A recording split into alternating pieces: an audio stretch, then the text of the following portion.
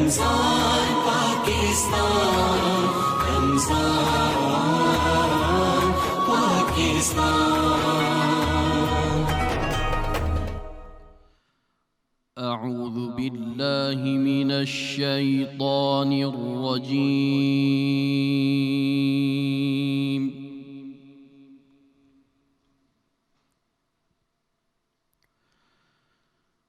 بسم اللہ الرحمن الرحیم۔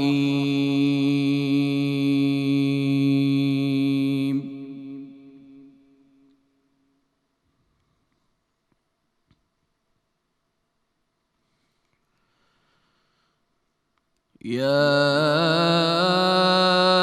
ایہا الذین آمنوا لا يسخر قوم من قوم عسى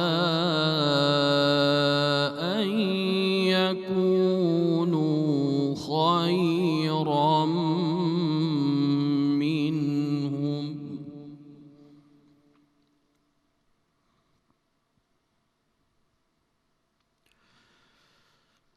ولا نساء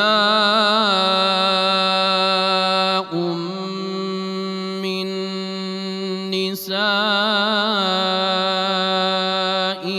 عسى أن يكن خيرا منهن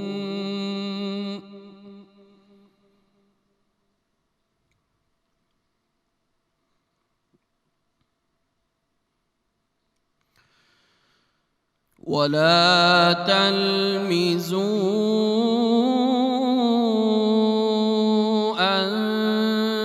أنفسكم ولا تنابزوا بالألقاب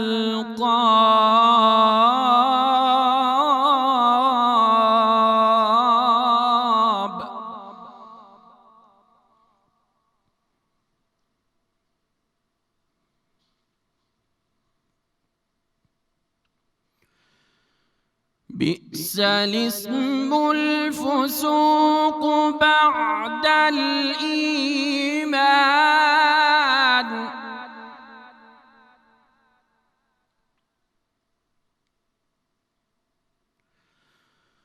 ومن لم يتب فأولئك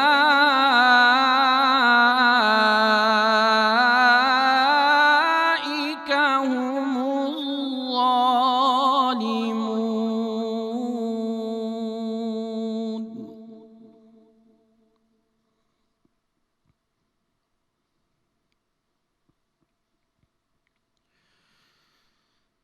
يا أيها الذين آمنوا اجتنبوا كثيرا من الظن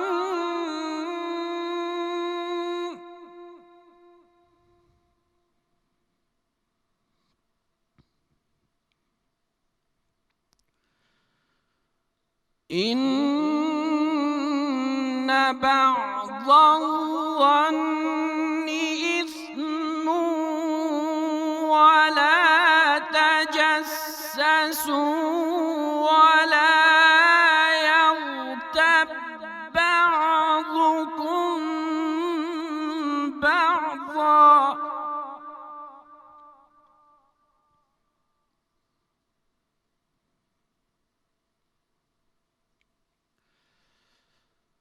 أيحب أحدكم أن يأكل لحم أخيه ميتا فكرهتموه واتقوا الله إن الله تواب رحيم۔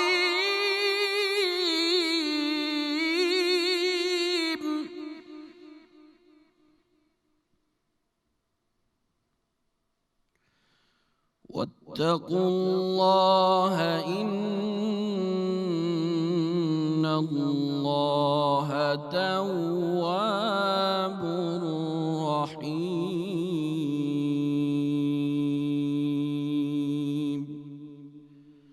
صدق اللہ العظیم۔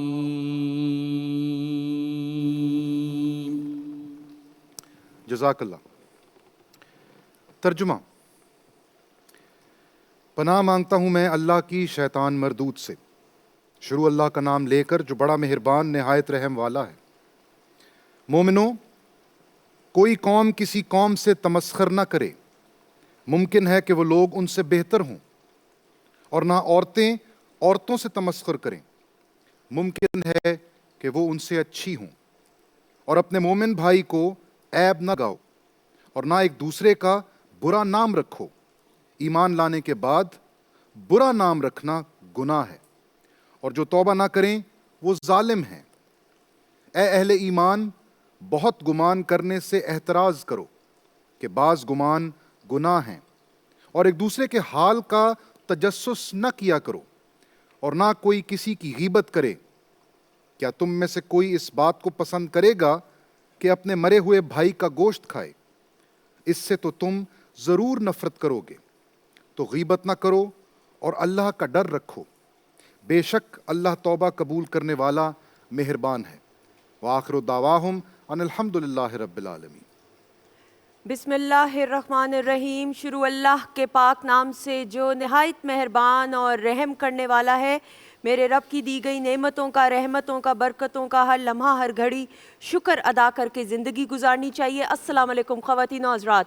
رمضان پاکستان کی خصوصی سحری نشریات Pakistan television network Lahore centre سے آپ سندس جمیل اور یاسر قریشی کے ساتھ دیکھ رہے ہیں، اور وعدے کے مطابق ایک بار پھر ایک ایسا پروگرام، ایک ایسی نشریات کہ جس میں میں اور آپ اور یاسر اور ہم سب کچھ نہ کچھ سیکھتے ہیں، اور اللہ تعالیٰ ہمیں توفیق عطا فرمائے کہ یہ جو برکتوں کا مہینہ ہے جس میں ہم رحمتیں، نعمتیں، برکتیں سمیٹنے کی گفتگو کرتے ہیں، ایک آرزو رکھتے ہیں، ایک جستجو رکھتے ہیں، یہ آرزو اور جستجو جاری و ساری رہنی چاہیے۔ اور آپ کو معلوم ہے کہ آج انشاءاللہ میرے رب کے حکم سے 24واں ہم روزہ قائم کرنے جا رہے ہیں، رکھنے جا رہے ہیں۔ اللہ تعالیٰ ہمیں توفیق عطا فرمائے کہ ہم نیکی کا راستہ اپنائیں تاکہ ہمیں اپنے رب کی رضا اور خوشنودی حاصل ہو جائے۔ آمین ثم آمین۔ اور ٹرانسمیشن کا باقاعدہ آغاز تلاوت قرآن پاک سے کیا گیا۔ قاری محمد عثمان بشیر صاحب کا بہت بہت شکریہ۔ جزاک اللہ۔ خواتین و حضرات، پاکستان ٹیلی ویژن کی اسکرین کے توسط سے تمام دیکھنے والوں اور سننے والوں کو میری جانب سے بھی سلامتی پہنچے۔ اور جیسا کہ سندس نے بتایا، آج ہم 24ویں روزے کی سحری کرنے کے لیے اکٹھے ہوئے ہیں، آپ کی خدمت میں حاضر ہوئے ہیں، اور ہم کوشش کرتے ہیں کہ ان بابرکت گھڑیوں میں کچھ ایسی گفتگو کی جائے، کچھ ایسے موضوع کا انتخاب کیا جائے جس سے ہماری اصلاح ہو انفرادی طور پر بھی، اور ساتھ ہی ساتھ ہمارے معاشرے کی بھی اصلاح ہو۔ ہم اپنے اس وطن عزیز کو خوشیوں کا گہوارہ بنا سکیں، امن کا گہوارہ بنا سکیں، خوشحالی اس میں لا سکیں۔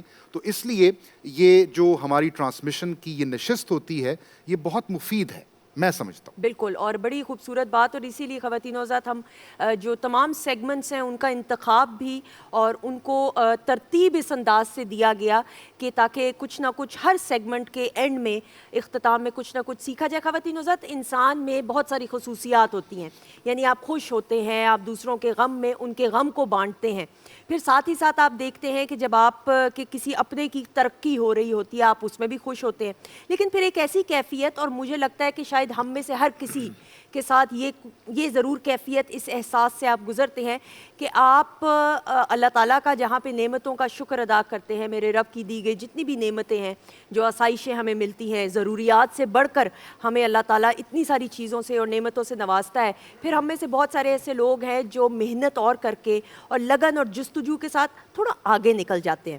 پھر ہم یہ بھی دیکھتے ہیں کہ ہم میں سے کچھ ایسے لوگ ہیں کہ ان لوگوں سے سیکھنے کے بجائے ایک حسد میں مبتلا ہو جاتے ہیں۔ ہیلدی کمپٹیشن انگریزی میں کہتے ہیں اچھی بات ہوتی ہے، آپ کو اگلے شخص کی ترقی کو دیکھ کے آپ انسپائر ہو سکتے ہیں، آپ سیکھ ضرور سکتے ہیں کہ محنت تو میں بھی کر رہا ہوں، دعائیں تو میرے ساتھ بھی ہیں، لیکن اس شخص میں ایسا کیا ہے جو میں آگے نہیں بڑھ پا رہا اور وہ میرے سے آگے زیادہ بڑھ پا رہا ہے۔ تو خواتین و حضرات، اگر ہیلدی کمپٹیشن یعنی وہی میانہ روی اور بیلنس اور اعتدال ختم ہو جائے اور حد سے زیادہ آپ اس حوالے سے سوچنا شروع ہو جائیں تو اس کو حسد کا نام دیتے ہیں. اور حسد انسان کو اندر ہی اندر دیمک کی طرح ختم کرنا شروع ہو جاتا ہے, انسان کا فوکس ختم ہونا شروع ہو جاتا ہے, اور زندگی کے تمام معاملات کا جو توازن ہے اس میں بگاڑ نظر آنا شروع ہو جاتا ہے. اور سب سے بڑی بات میں یہ سمجھتا ہوں کہ اگر انسان اس بیماری میں مبتلا ہو جائے تو سب سے پہلے اس کا سکون غارت ہو جاتا ہے, اور اگر انسان کی زندگی میں سکون نہ ہو تو پھر کیا بچے گا پیچھے. بالکل. تو اس لیے یہ بہت اہم ہے کہ ہم اپنی ذات میں سے اس بیماری کو منفی کریں, اور انسپائر ہونے میں جس طرح آپ نے بھی کہا کوئی حرج نہیں ہے, کسی پر رشک کرنے میں میرا خیال ہے کوئی حرج نہیں ہے, بلکہ اپنے آپ کو بہتر کرنے کی جستجو, جس طرح ہیلدی کمپٹیشن کی آپ نے بات کی, یہ رہنا چاہیے. دوسری بات یہ ہے کہ جب ہم اپنی اولاد کو دیکھتے ہیں ترقی کرتے ہوئے دیکھتے ہیں تو وہ بھی تو ٹھیک ہے ہماری ذات کی ایک ایکسٹینشن ہے, لیکن کوئی اور ہے نا, ہماری اولاد ہے. جب ہم اس کو پروگرس کرتے دیکھتے ہیں تو ہمیں بڑی خوشی ہوتی ہے, ہم یہ دعا بھی کرتے ہیں کہ یہ ہم سے بے شک آگے نکلیں. تو اسی طرح جو ہمارے بھائی ہیں, ہمارے دوست ہیں, ان سے بھی اگر ہم محبت کرنے کا دعویٰ کرتے ہیں تو پھر یہ بہت ضروری ہے کہ ہم ان کے لیے بھی ویسا ہی سوچیں. جب ہم نے اپنے لیے کوئی چیز پسند کرنی ہے تو ویسی ہی چیز اپنے بھائی کے لیے بھی پسند کی جائے. تو اگر اپنی ترقی کے لیے, اپنی خوشحالی کے لیے دعا کرنی ہے تو کیوں نہیں کہ اپنے بھائی کو بھی خوشحال ہوتے دیکھ کر ہم خوش ہوں. تو یہ چھوٹی چھوٹی چیزیں ہیں. آج ہمارا موضوع جو ہے وہ بھی یہی ہوگا, اور اس پر ہم گفتگو کریں گے اور سمجھیں گے اس کی گہرائی کو بھی اس موضوع کی, اور انشاءاللہ رہنمائی حاصل کریں گے جو ہمارے مہمانان گرامی ہوں گے. بالکل. اور خواتین حضرات, بڑے بزرگ ہمیشہ کہتے ہیں کہ دوسروں کے لیے اچھا سوچو. جب آپ دوسروں کے لیے اچھا سوچیں گے تو آپ کے ساتھ اچھا ہوگا. اگر یہ بات ہم سمجھ جائیں تو میں سمجھتی ہوں ہماری زندگی کے آدھے سے زیادہ انگریزی میں کہتے ہیں نا کہ what goes around comes around, تو اس لیے اس کے اوپر اگر توجہ دی جائے. بالکل خواتین حضرات, اور اس کو ہم سلسلے کو آگے بھی بڑھائیں گے موضوع کو, لیکن اس وقت اس جانب ہمارے سیٹ کے جو نشریات کا حصہ ہیں بھائی محمد نعمان ارشد غوری صاحب کو خوش آمدید کہتے ہیں. السلام علیکم. السلام علیکم ورحمۃ اللہ. کیسے ہیں آپ؟ ٹھیک ہیں الحمدللہ, اللہ کا شکر. کیا پیش کرنے جا رہے ہیں؟ بڑی خوبصورت نعت ہے, ایک بڑا مختلف قافیہ ردیف ہے اس کا. بسم اللہ.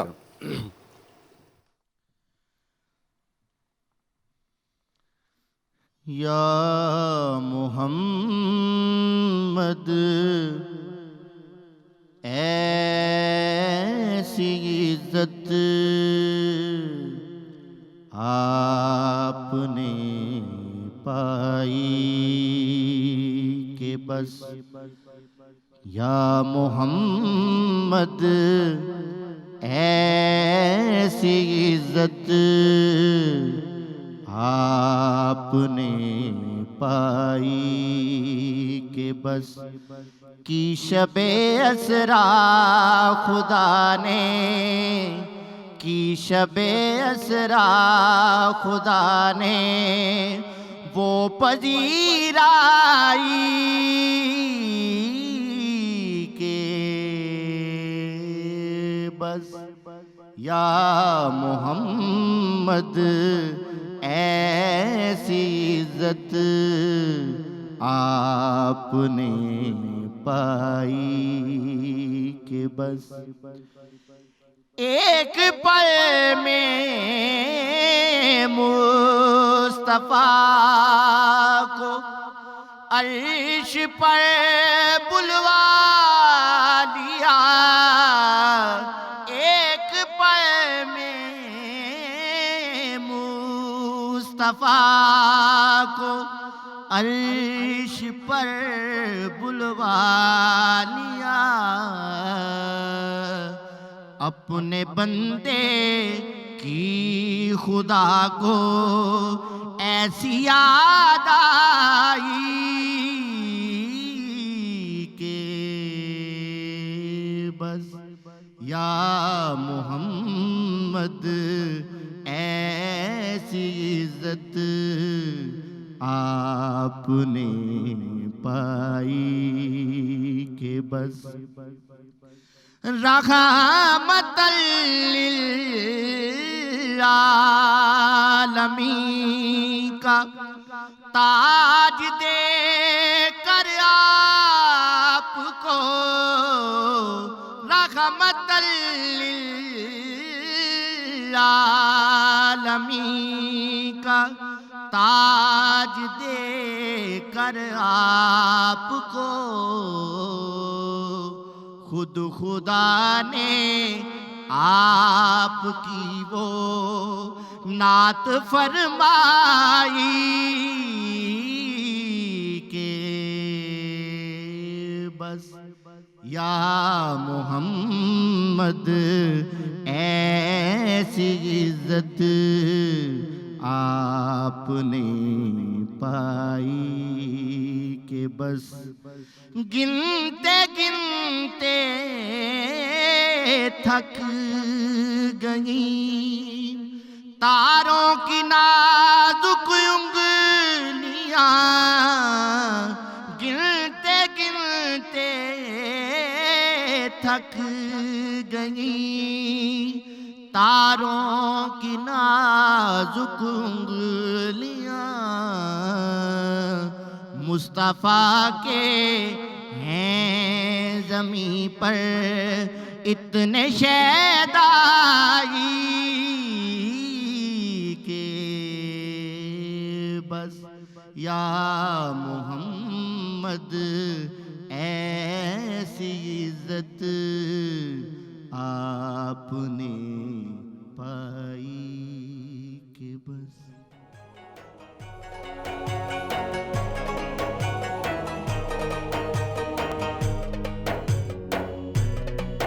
رمضان پاکستان رمضان پاکستان. جی خواتین و حضرات، ہم آپ کو خوش آمدید کہتے ہیں رمضان پاکستان کی خصوصی سحری نشریات P T V Lahore centre سے براہ راست یاسر قریشی اور سندس جمیل کے ساتھ آپ دیکھ رہے ہیں. اور حرف و حکمت کا وہ سیگمنٹ کہ جس میں ہم میزبان نہیں ہوتے ہیں، ہم بھی ہو سکتے ہیں اگر آپ کہنا چاہیں، لیکن جو اصل میزبان ہیں ان کو اب تو تعارف کی بھی ضرورت نہیں ہے. کیوں یاسر؟ بالکل صحیح کہہ رہی ہیں. اور میں نے کل بھی ایک دفعہ یہ کہا تھا نا کہ جب ہم یہ سیگمنٹ شروع کرنے سے پہلے بریک پہ ہوتے ہیں تو یہاں پہ جو منظر نامہ ہوتا ہے وہ دیکھنے سے قابل ہے. یعنی کہ جس طرح مل رہے ہوتے ہیں ایسے لگ رہا ہوتا ہے کہ پتہ نہیں کب کے بچھڑے ہیں، یعنی 24 گھنٹے. اور وہ آج بھی ایسے ہی ہوا کہ وہ انم جو ہیں وہ اوپر سے کہہ رہی ہیں کہ سٹینڈ بائی تو ساڈا اتنے ملنا ہی نہیں مک رہے. خواتین و حضرات، ہمارا سیگمنٹ ہے حرف و حکمت کا، اور اس میں ہم حکمت کی بات بھی کرتے ہیں، حرف کی بات بھی کرتے ہیں، اور پھر اس سے جڑی بہت ساری باتیں کرتے ہیں. آپ سب جانتے ہیں یہ آپ کا پسندیدہ سیگمنٹ ہے. ہمارے ساتھ موجود ہیں جناب نور محمد جلال صاحب، شاعر بھی ہیں، کیلیگرافر بھی ہیں، میزبان بھی ہیں، اور نعت خوان بھی ہیں، اور ماشاءاللہ ایوارڈ یافتہ ہیں. پرائڈ آف پرفارمنس حکومت پاکستان نے ان کو نوازا ہوا ہے. اور ان کے برابر میں تشریف رکھتے ہیں جناب صاحبزادہ محمد عاصم مہاروی چشتی صاحب. سر آپ کو بھی خوش آمدید. السلام علیکم. آپ درویش بھی ہیں، صوفی بھی ہیں، مسافر بھی ہیں، اور اس وقت بھی ایک سفر پہ ہیں ماشاءاللہ، اور ہم اس سفر سے ان کی باتوں سے فیضیاب ہو رہے ہیں. نور بھائی، آغاز آپ ہی کرتے ہیں، اور آج کون سی حکایت لے کر آغاز کریں؟ جی بالکل. ہم اپنی حکایات کا انتخاب رینڈملی کرتے ہیں. ٹھیک ہے.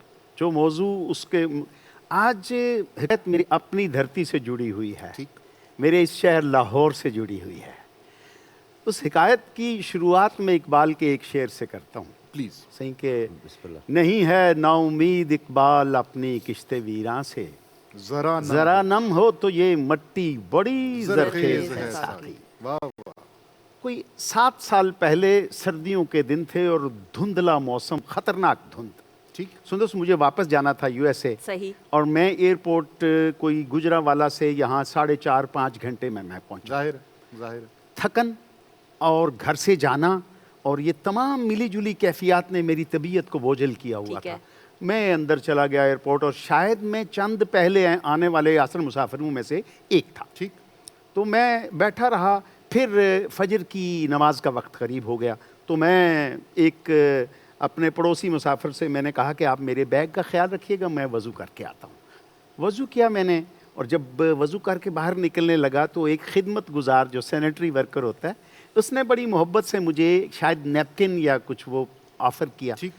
تو میں نے اپنی جیب سے کچھ پیسے نکالے اور ہدیتاً اس کے ہاتھ پہ رکھ دیے. اپنے تئیں میں نے سوچا کہ یہ میں نے اس ترتیب سے رکھیں کہ یہ 100 روپے کا نوٹ ہوگا. اور میں آ کے بیٹھ گیا، نماز پڑھی، اور پھر کچھ ٹائم کے بعد مجھے محسوس ہوا کہ وہ جو سینیٹری ورکر ہے وہ کسی کو ڈھونڈ رہا ہے. اوکے.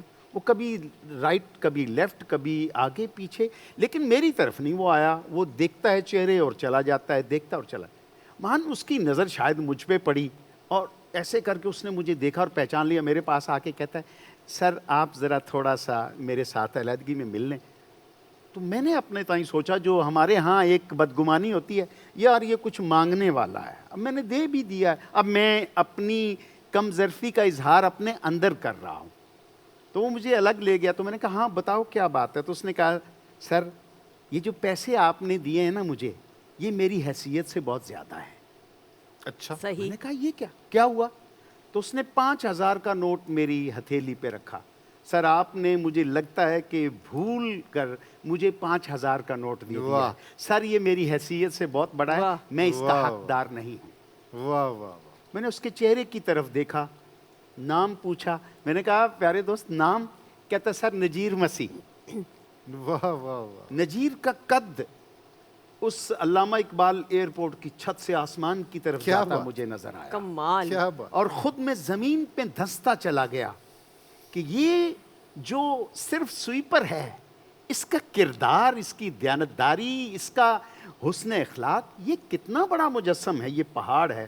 میں نے نذیر کو کہا تو کتنا سادہ ہے، تجھے اپنے نام بھی صحیح طریقے سے ہجے نہیں آتے، تو نذیر کو نجیر کہہ رہا ہے، لیکن یار تیرا اندر بڑا روشن ہے. سبحان اللہ. تو نے میرے اندر ایک شمع کا اضافہ کر دیا ہے. واہ. میں جتنے لوگوں سے ملتا ہوں جو مجھے اچھے لگتے ہیں نا، میں ان کے نام کی ایک شمع روشن کرتا ہوں. واہ.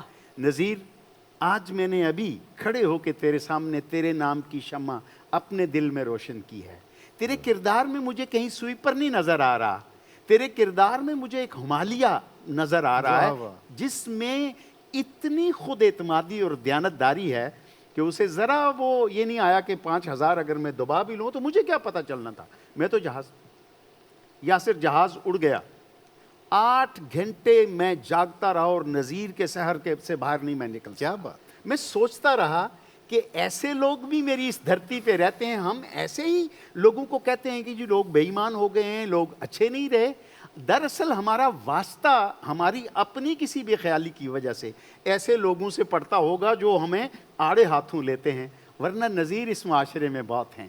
تاجر بھی ہیں، ریڑھی والے بھی ہیں، تانگا بان بھی ہیں، اور آپ کے گھریلو ملازمین بھی جو کام کرتے ہیں وہ بھی ہیں. صرف ضرورت اس کی ہے کہ ہم دیانتداری کی اینک لگا کے انہیں دیکھیں اور محبت سے. جب ہم ریڑھی پہ جاتے ہیں سامان لینے کے لیے تو سوچ کے جاتے ہیں اے فریڈی ہے اور میں اس سے اب داؤ نہیں لگواؤں گا. بالکل صحیح. کبھی یہ سوچ کے چلے جائیں کہ یہ بڑا دیانتدار. اسے بتائیں کہ تیرے پاس اس لیے آیا ہوں کہ مجھے تیرے چہرے سے لگتا ہے تو بڑا دیانتدار ہے، تو مجھے اچھا سودا دے گا. آپ یقین مانیں میرا تجربہ ہے ٹھیک کہ آپ کو کبھی بھی مہنگا یا معیار سے گرا ہوا سامان نہیں دیں گے. تاجر بھی اچھے ہمارے اللہ کے رسول صلی اللہ علیہ وسلم نے فرمایا ایک دیانتدار تاجر جو ہے نا، اس کا معاملہ اللہ تعالیٰ انبیاء، صدیقین، شہداء اور صالحین سے کرے گا. لیکن ہمیں اپنے اس معاشرے میں سے، بکھرے ہوئے معاشرے میں سے ان اچھی چیزوں کو لے کے سامنے آنا ہے. ابھی بھی یہ مٹی ان چیزوں سے خالی نہیں ہے.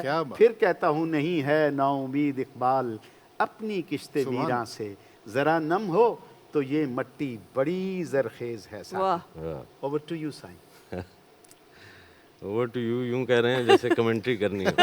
تو پھر اب میں مٹی شاید ہٹانی پڑے گی. صحیح. ٹھیک. واہ واہ واہ. ہمیں مٹی ہی ہٹانی ہے اس رمضان المبارک کے بابرکت مہینے کے اندر. کیا بات. یار ذرا تصور کیجئے کہ ایک شخص ہے اور اس کے گھر میں کھانا ہے اور وہ بھول چکا ہے یا اسے علم نہیں ہے. صحیح. اور وہ باہر ایک بھکاری کی طرح مانگتا پھر رہا ہے. ٹھیک. اب اگر کوئی جاننے والا آئے اور اسے کہے کہ تو بھکاری نہیں ہے، تو شہنشاہ ہے، واہ. تیرے پاس تو خزانہ ہے، تو وہ کہتا ہے کہ کیا بکواس کر رہے ہو، میں بھکاری ہوں. ٹھیک. بھیک مانگتا ہوں. ٹھیک. وجہ اور ساری عمر بھیک مانگتا رہوں تو تب بھی بھکاری ہی رہوں گا، شہنشاہ کبھی نہیں بن سکتا. واہ. ایسا پتہ ہے کیوں ہوتا ہے؟ ایسا اس لیے ہوتا ہے کہ عرصہ دراز سے بھیک مانگتے مانگتے آپ کے ذہن میں وہ عقیدہ ہی راسخ ہو جاتا ہے بالکل ایسے کہ آپ بھکاری ہیں.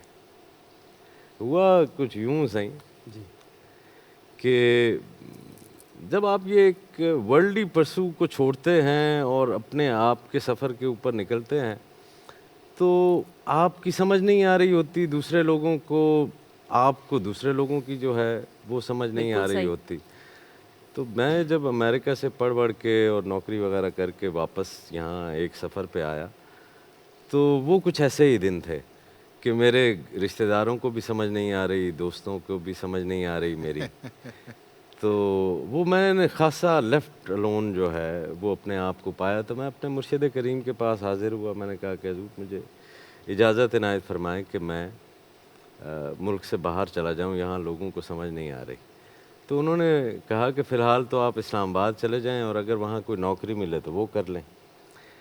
خدا کا کرنا ایسا ہوا کہ میں اسلام آباد چلا گیا. وہ تو حکم تھا ان کا، جانا تو تھا ہی.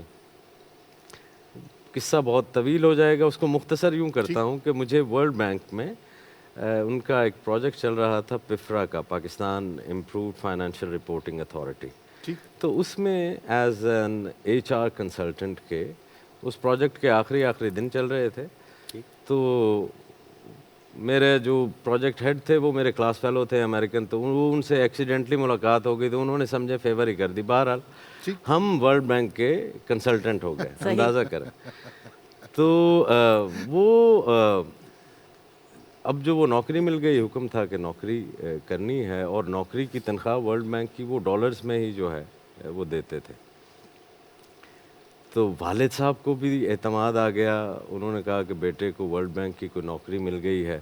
تو انہوں نے ایک سیکنڈ کار جو ان کی تھی وہ انہوں نے اسلام آباد روانہ کر دی کہ بیٹا اب تم کیونکہ ملازمت پہ ہو، تمہیں لوگوں سے ملنا ہوگا تو یہ گاڑی تم استعمال کرو، یہ آج سے تمہاری ہوئی. وہ بڑے خوش ہوئے کہ ایک بھٹکا ہوا بیٹا جو ہے وہ راہ راست پہ آ گیا ہے.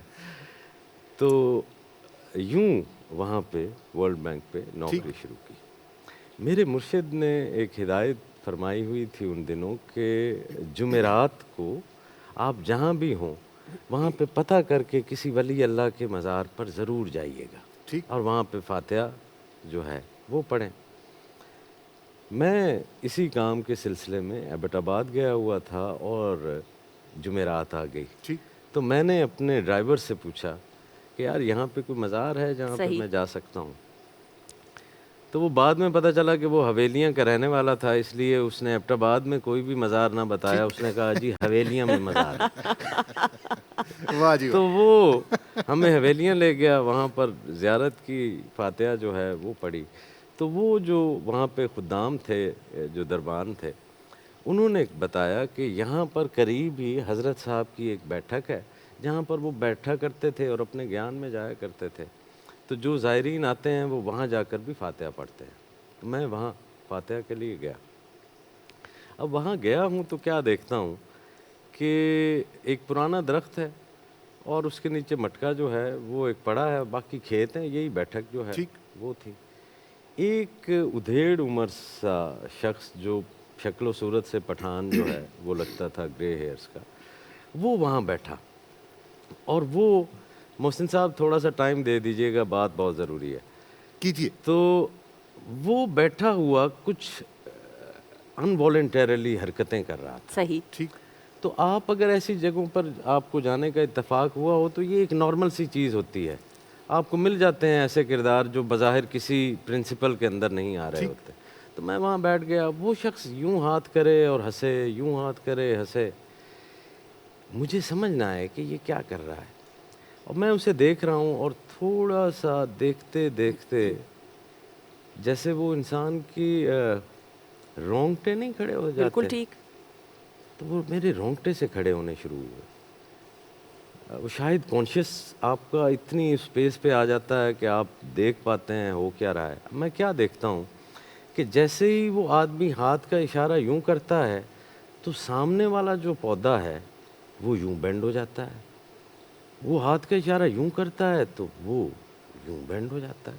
ٹھیک. پاس ہی ایک جو ہے وہ مرغی تھی, تو اب اس نے بابے نے یوں کیا, انگلی سے اشارہ کیا تو مرغی کھڑی ہو گئی. پھر وہ یوں یوں کرتا رہا, تو میں دیکھ رہا ہوں کہ وہ مرغی آ رہی ہے.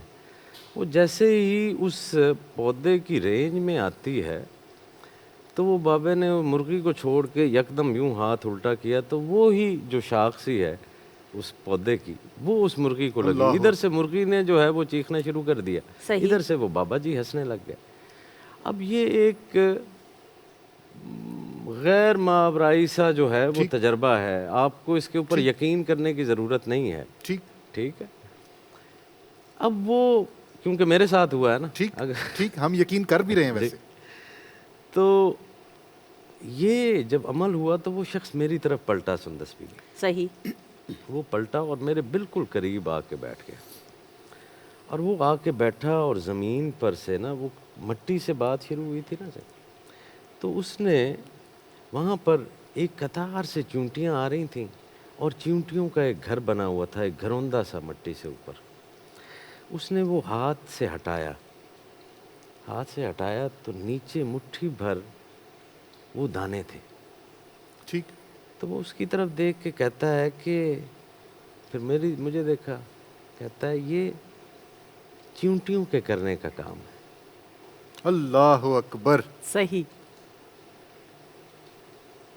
اور پھر وہ چلا گیا. اللہ اکبر. وہ ایک ایسی سٹیٹ تھی کہ میں اس سے اور کچھ جو ہے وہ نہیں پوچھ سکا.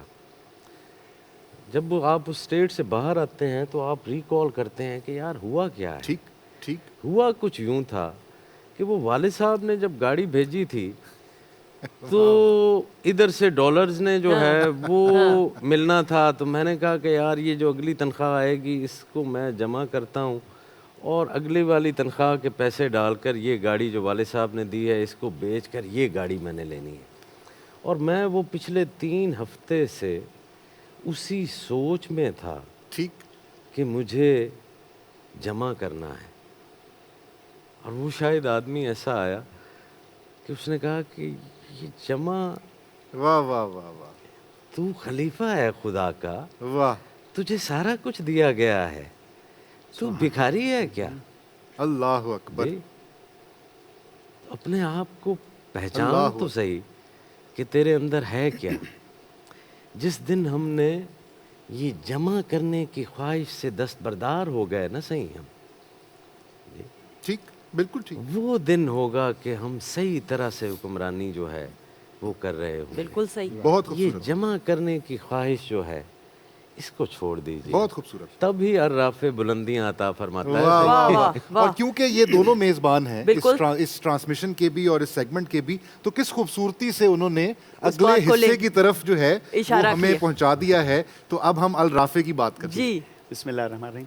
اللہ رب العزت کا مبارک صفاتی نام سبحان الرافع, بلندی دینے والا. واہ. جس طرح کل ہم نے کہا پستی دینے والا, تو ہر چیز پہ قادر ہے نا. بے شک. بلندی دینے والا. نیچے جو چونٹیوں کی طرح رینگنے والے ہیں شاید ان کو بھی ستارہ واہ. بنانے والا. واہ واہ. واہ. جی.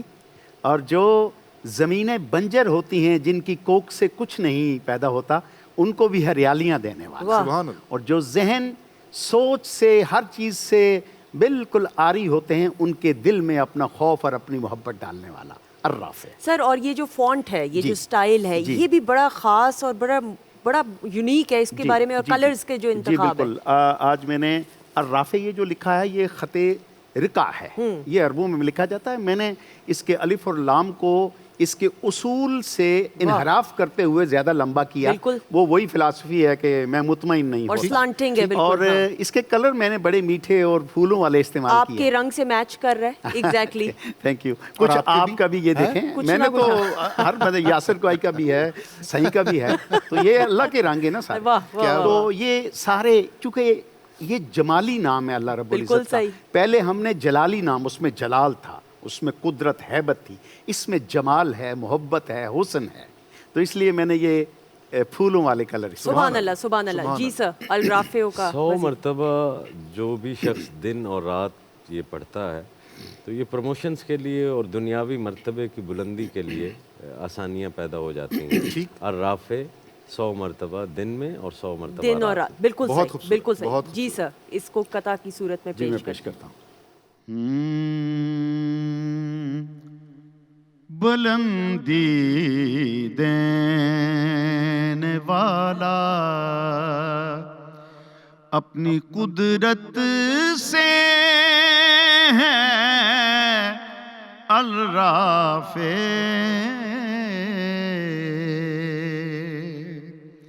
تغیر کرنے والا اپنی حکمت سے ہے الرافع,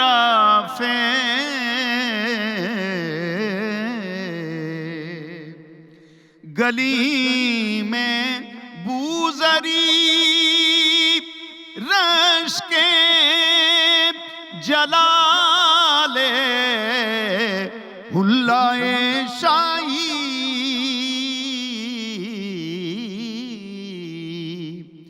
گلی میں بوزری رش کے جلال حلائے شاہی, ہر ایک رتبہ جڑا تیری اطاعت سے ہے الرافع,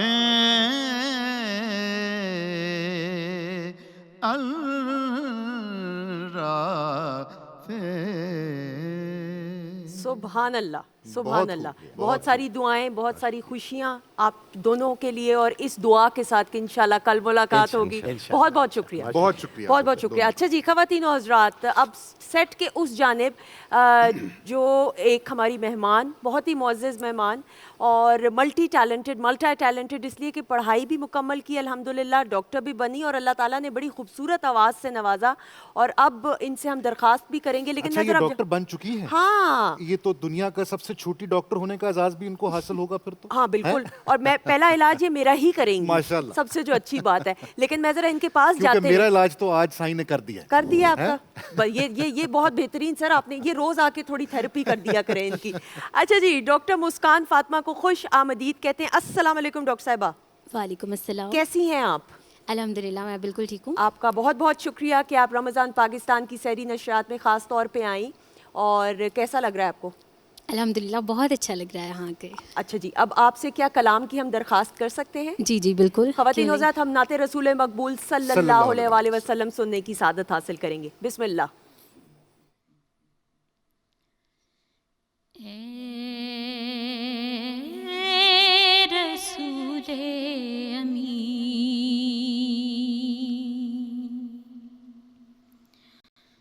خاتم المرسلین,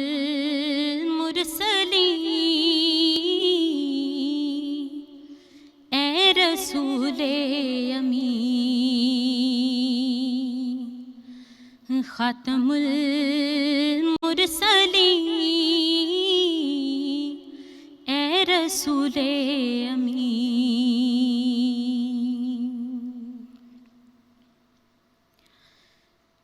دستے قدرت نے سا بنایا تجھے, جملہ اوصاف سے خود سجایا تجھے,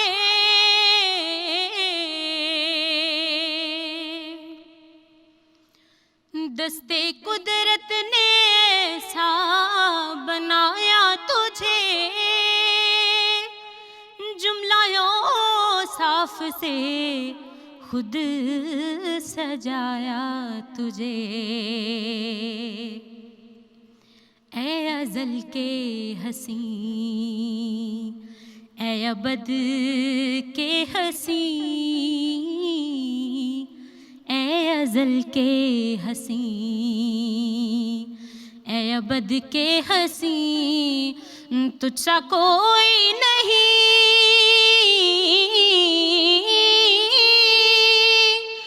تجھ سا کوئی نہیں, رسول امین،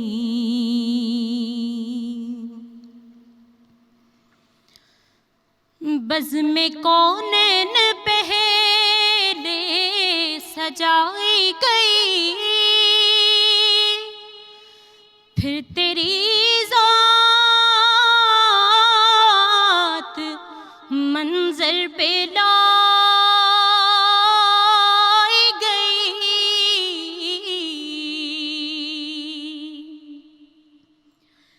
بزم کونین پہلے سجائی گئی، پھر تیری ذات منظر پہ لائی گئی، سید الاولین سید الاخرین، سید الاولین سید الاخرین، تجھ سا کوئی نہیں،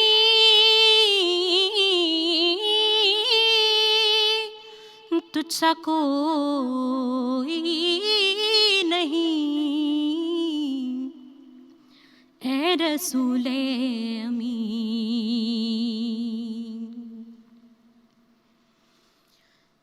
تیرا سکہ رواں کل جہاں میں ہوا،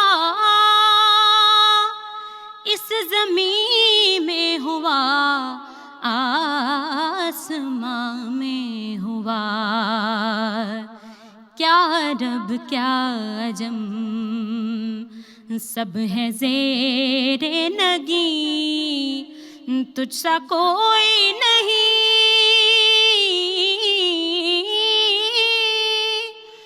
تجھ سا کوئی نہیں، اے رسول امین، خاتم المرسلین، اے رسول امین، خاتم المرسلین، تجھ سا کوئی نہیں، تجھ سا کوئی نہیں، اے رسول امین۔ جی خواتین و حضرات، ہم آپ کو خوش آمدید کہتے ہیں رمضان پاکستان کی خصوصی سحری نشریات میں۔ میں ہوں آپ کی میزبان سندس جمیل اور میرے ساتھ موجود ہیں یاسر قریشی صاحب، اور ساتھ ہی ساتھ نشریات کے آغاز میں ہم نے آپ کو بتایا کہ روزانہ کی بنیاد پہ ایک جو موضوع ہوتا ہے اس کے حوالے سے گفتگو اور بہتر طریقے سے دین کی تعلیمات کی روشنی میں ہماری رہنمائی کرنے کے لیے ہمارے جو معزز مہمان ہیں ان کے تعارف کی طرف بھی بڑھتے ہوئے، اور آج ہم بات کریں جی حسد کے حوالے سے، انگریزی میں جسے جیلسی کہتے ہیں۔ لیکن کیا یہ حسد صرف جیلسی کی حد تک ہے، یا اگر اس کو سمجھنا چاہیں تو یہ کس حد تک انسان اس کیفیت سے گزر کے اپنا نقصان کر سکتا ہے؟ دوسروں کو تو کرے گا لیکن اپنا نقصان کر کے کیا کچھ کھو سکتا ہے؟ یہ تمام باتیں ہم جانیں گے۔ میری پہلی معزز مہمان شخصیت معروف مذہبی اسکالر، اور ہم نے ایک دفعہ پھر ان کو دعوت دی، ہمارے ساتھ موجود ہیں علامہ پیر عرفان الہی قادری صاحب۔ یہ مختلف بڑے عہدوں پہ بھی فائز ہیں، لیکن سب سے بڑھ کر آپ سجادہ نشین ہیں آستانہ عالیہ ساہو چک شریف سیالکوٹ کے۔ السلام علیکم۔ وعلیکم السلام ورحمۃ اللہ۔ بہت شکریہ۔ نوازش۔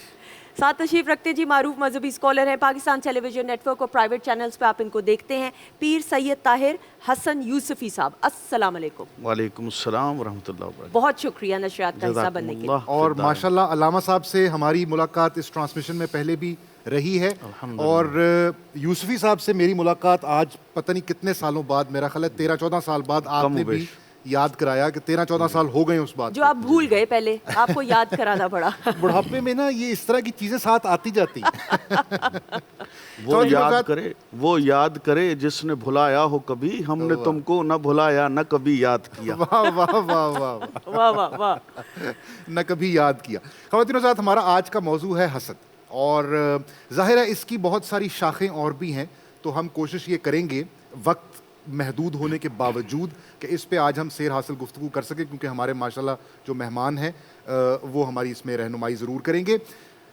سر، اس سیگمنٹ میں یہ جو پہلا اس کا سیگمنٹ ہے، اس میں ہم کوشش کرتے ہیں کہ ہمیں سمجھ آ جائے کہ یہ ہے کیا. تو اگر میں آپ سے سوال یہ کروں کہ حسد ہے کیا, جیلسی یہ ہے کیا, ذرا اس پہ تھوڑی سی روشنی ڈالیے. بسم اللہ الرحمن الرحیم. مولا صلی وسلم داعی من عبدہ علی حبیبک خیر الخلق کلہم. بہت شکریہ یاسر بھائی, بہت اہم موضوع کا چناؤ ہے آج. سر حسد, پہلی بات تو یہ ہے کہ رضائے خداوندی پر نقص نکالنا اور اس پر شاکر نہ رہنا, ٹھیک ٹھیک, اور اس امر کا خیال دل میں رکھنا کہ جو دوسرے کے پاس ہے وہ چھن جائے, مجھے ملے نہ ملے, اس کے پاس بھی نہ رہے. اللہ اکبر, یہ حسد ہے. ٹھیک. اور اس کے بارے میں قرآن مجید فرقان حمید لا ریب کتاب کے اندر سورہ نساء آیت نمبر 54 ہے, 5واں پارہ ہے. خالق لم یزل فرماتے ہیں ام یحسدون الناس علی ما آتاہم اللہ من فضلہ فقد آتینا آل ابراہیم الکتاب والحکمہ وآتینہم ملکا عظیما. فرمایا گیا لوگوں سے حسد کرتے ہیں اس پر جو اللہ نے انہیں اپنے فضل سے دیا. ہمارا آج کا موضوع اتنے سے ریلیٹڈ ہے. ٹھیک. حسد اس امر پر کرتے ہیں, فضل تو اللہ نے کیا, ٹھیک, عطا اللہ نے کی, لیکن ایک بندہ خواہ مخواہ بیٹھا وہ اس پہ حسد کر رہا ہے, اس کو کیوں مل گیا, کیوں دے دیا گیا. بھئی دینے والا تو اللہ ہے, بے شک, قادر مطلق تو اللہ کی ذات ہے. اور بڑی وعید فرمائی گئی ہے 30ویں پارے میں وَمِن شَرِّ مَا وَمِن شَرِّ حَاسِدٍ اِذَا حَسَدَ. ٹھیک. حسد کرنے والوں سے حاسدوں کی پناہ مانگی گئی ہے, چونکہ حسد کے ساتھ کینہ ہے, بغض ہے, اور یہ سب چیزیں مل کر شر نکلتا ہے, بے شک, اور اس شر سے پناہ مانگی گئی ہے. ٹھیک. یہ اتنا خطرناک مہلک مرض ہے, اور کائنات کا پہلا گناہ جو ہے وہ حسد کی بنا پر ہوا. بالکل صحیح, بالکل صحیح. کائنات کا پہلا گناہ حسد کی بنا پر ہوا. حابیل اور قابیل کا واقعہ. بالکل بالکل ٹھیک. دنیا کائنات کا یہ پہلا قتل ہے, اور صرف حسد کی بنا ہے. اور ہمارے معاشرے کے اندر دیکھیں, روزمرہ کے معمولات میں ہم جہاں جہاں بھی دیکھتے ہیں حسد ایک ایسی چیز بنتی ہے, اور جو لوگ اس سے دور رہتے ہیں. امام اسمعی علیہ رحمہ فرماتے ہیں میں نے ایک بدو کو دیکھا, عرابی کو دیکھا, تو میں نے اسے دیکھا کہ بڑی طویل عمر ہے, 120 سال کی عمر ہے. میں نے اسے کہا کہ تو نے اتنی عمر کیسے پائی؟ اس نے کہا میں مسلمانوں کے بارے میں کھوٹ نہیں رکھتا, یعنی میں حسد نہیں کرتا. سبحان اللہ. آج فی زمانہ دیکھیں ہر بندہ ڈپریشن کا مریض ہے, بالکل, طرح طرح کے معاملات ہیں. ہمارے خانقاہی نظام میں صبح سے لے کر شام تک, اور شام سے پھر رات گئے تک لوگوں سے ملنا گلنا رہتا ہے, لوگ آتے ہیں. تو اس میں جو 90% لوگ ہوتے ہیں وہ ڈپریشن کا شکار ہوتے ہیں. اچھا وہ یہ دیکھ رہے ہوتے ہیں مجھے بلڈ پریشر کا مرض ہے, مجھے یہ مرض ہے, مجھے وہ مرض ہے, لیکن اندر سے مرض حسد کا ہوتا ہے. اللہ اکبر. جو خواہ مخواہ. اور سرکار دو عالم صلی اللہ علیہ وسلم حضرت ابو ہریرہ رضی اللہ تعالیٰ عنہ سے روایت ہے, حضور فرماتے ہیں حسد نیکیوں کو ایسے کھا جاتا ہے جیسے آگ خشک لکڑی کو کھا جاتی ہے. اللہ اکبر. یعنی وہ بندہ بیٹھے بٹھائے اپنا نقصان کر رہا ہوتا ہے, جو وہ ہمارے جس کو کہتے ہیں نا کون لگ گیا, بالکل, وہ کون لگ جاتا ہے. یعنی اندر سے لکڑی خالی ہو رہی ہے, لیکن باہر سے بڑی سفید پوشی نظر آ رہی ہے, بڑا اپ ٹو ڈیٹ ہے, بڑا شوز ہے, ویسٹ کوٹ ہے, کرا کلی ہے, لیکن اندر سے وہ حسد کر رہا ہے. اور حسد کیا ہے بیسیکلی, یہ ویسٹ کوٹ یاسر بھائی کو کیوں مل گئی, دل کے دل میں بیٹھا ہے, وہ سوچ رہے ہیں اس نے کرا کلی کیوں پہن لی. اب عزت اللہ نے دی تھی, شان اللہ نے دی تھی, مقام اللہ نے دیا تھا, اور جو حسد کرنے والا ہے وہ بندے کا حسد نہیں کر رہا, وہ اللہ کی نعمت پر اعتراض کر رہے ہیں. یعنی اللہ کی رضا سے راضی نہ ہونا, اللہ کی رضا سے راضی نہ ہونا, یہ حسد ہے. بالکل صحیح. اور حضرت انس بن مالک رضی اللہ تعالیٰ عنہ آپ فرماتے ہیں کہ وہ ایک صحابی رسول تھے, تو نبی کریم علیہ الصلوۃ والسلام جلوہ فراز تھے. حضور نے فرمایا ابھی ایک شخص آئے گا اور وہ جنتی ہے. ٹھیک. جب وہ صحابی رسول آئے, وضو کیا ہوا تھا, ریش مبارک سے جو وضو کے قطرے ہیں پانی کے گر رہے تھے, ٹھیک, آ کر بیٹھے, ہم نے دیکھا.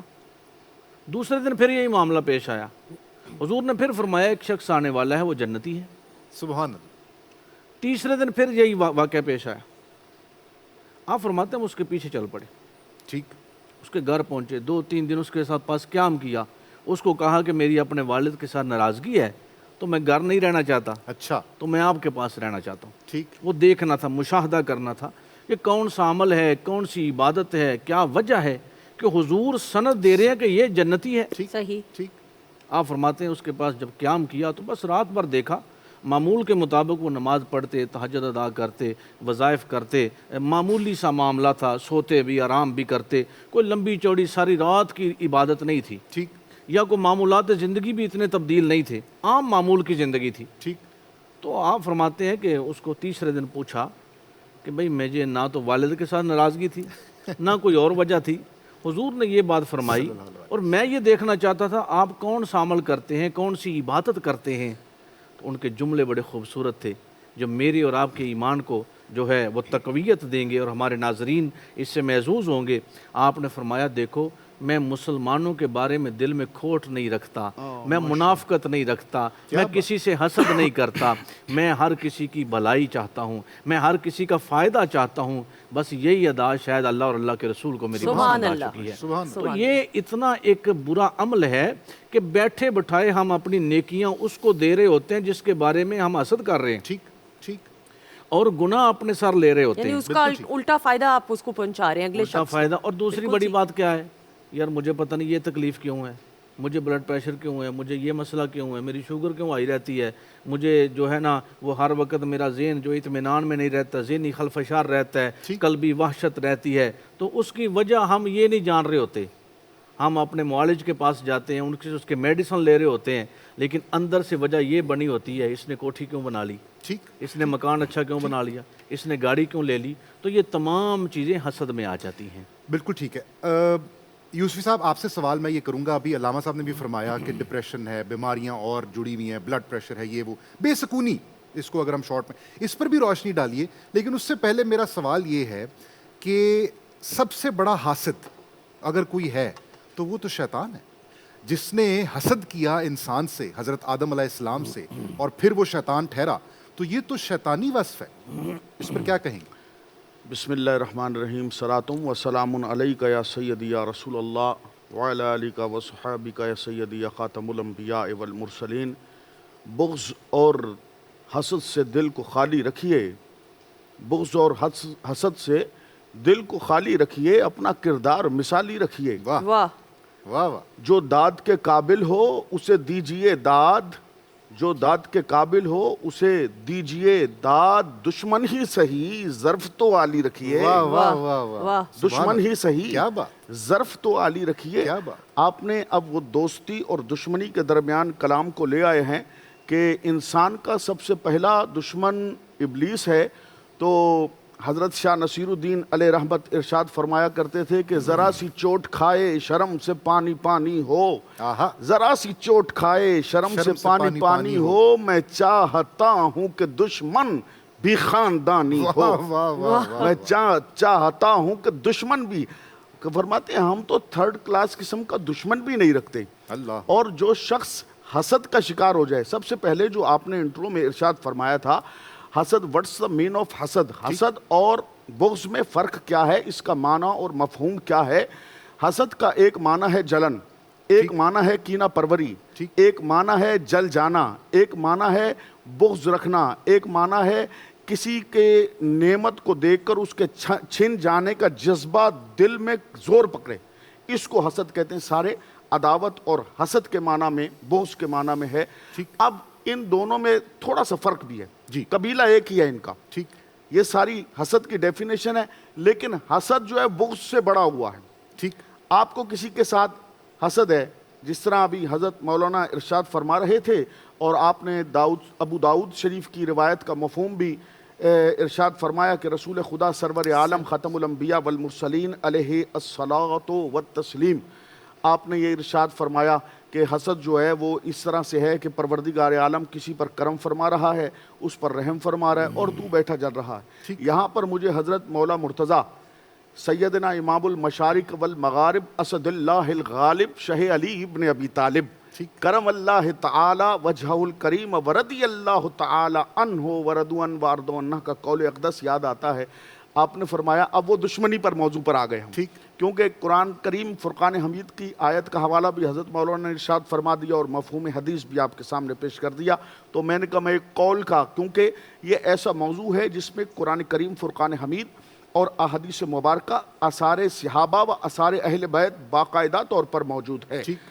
اب مولا مرتضیٰ رضی اللہ تعالیٰ عنہ ارشاد فرماتے ہیں حسد کرنے والے دشمن کے لیے یہ سزا کافی نہیں کہ تو خوش ہو رہا ہے اور وہ جل رہا ہے. اللہ اکبر، اللہ اکبر. وہ تو خود بخود اپنی جلن کے اندر اپنی سزا میں وہ پہلے ہی جو ہے وہ اس کو لکھ دیا گئی، الاٹ کر دی گئی ہے اس کو سزا.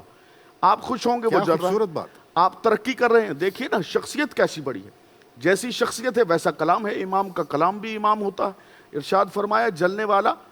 اب جو جلنے والے ہیں جس طرح آپ نے ارشاد فرمایا کہ یہ شیطانی عمل ہے، ٹھیک. تو یوں سمجھ لیجئے کہ سارے حاسدین کے قبیلے کا مرشد ابلیس اور عزازیل ہے. اس کا اصل نام عزازیل ہے. ٹھیک ٹھیک. سارے قبیلہ حاسدین کا. اور قرآن مجید کی جو سیکنڈ لاسٹ صورت ہے سورہ فلق میں، جس طرح حضرت نے ابھی حوالہ بھی دیا کہ آخر میں رب تعالیٰ نے ارشاد فرمایا کہ پناہ مانگو حاسدین سے. میں پناہ مانگتا ہوں حاسدین سے. اور اس قبیلے کا ہیڈ آف ڈپارٹمنٹ کون ہے؟ ایچ او ڈی کون ہے؟ اس کا ایچ او ڈی ہے ابلیس. ٹھیک ٹھیک. تو اس کا مطلب یہ ہے کہ جب کوئی حسد کرتا ہے. اور یہاں پر ایک اور فتح الغیب شریف سے حضور غوث الثقلین و غیث الکونین حضرت شیخ سیدنا و سندنا و مرشدنا شیخ عبد القادر الجیلانی الگیلانی نور اللہ مرقدہ و اعلیٰ درجاتہ، آپ کا قول مبارک، خطبہ مبارک، آپ کے صاحبزادے حضرت شاہ عبد الرزاق نور اللہ مرقدہ و اعلیٰ درجاتہ نے فتح الغیب شریف میں نقل کیا. حضرت کا ایک جملہ. اب علی پاک کے بیٹے ہیں نا، تو خطابت کیونکہ خاندان رسول کے سامنے ہاتھ باندھ کر کھڑی رہتی ہے. ٹھیک. الفاظ و معنی، مفاہیم و مطالب کنیز اور باندیوں کی طرح خاندان رسول کے سامنے ہاتھ باندھ کر کھڑے رہتے ہیں.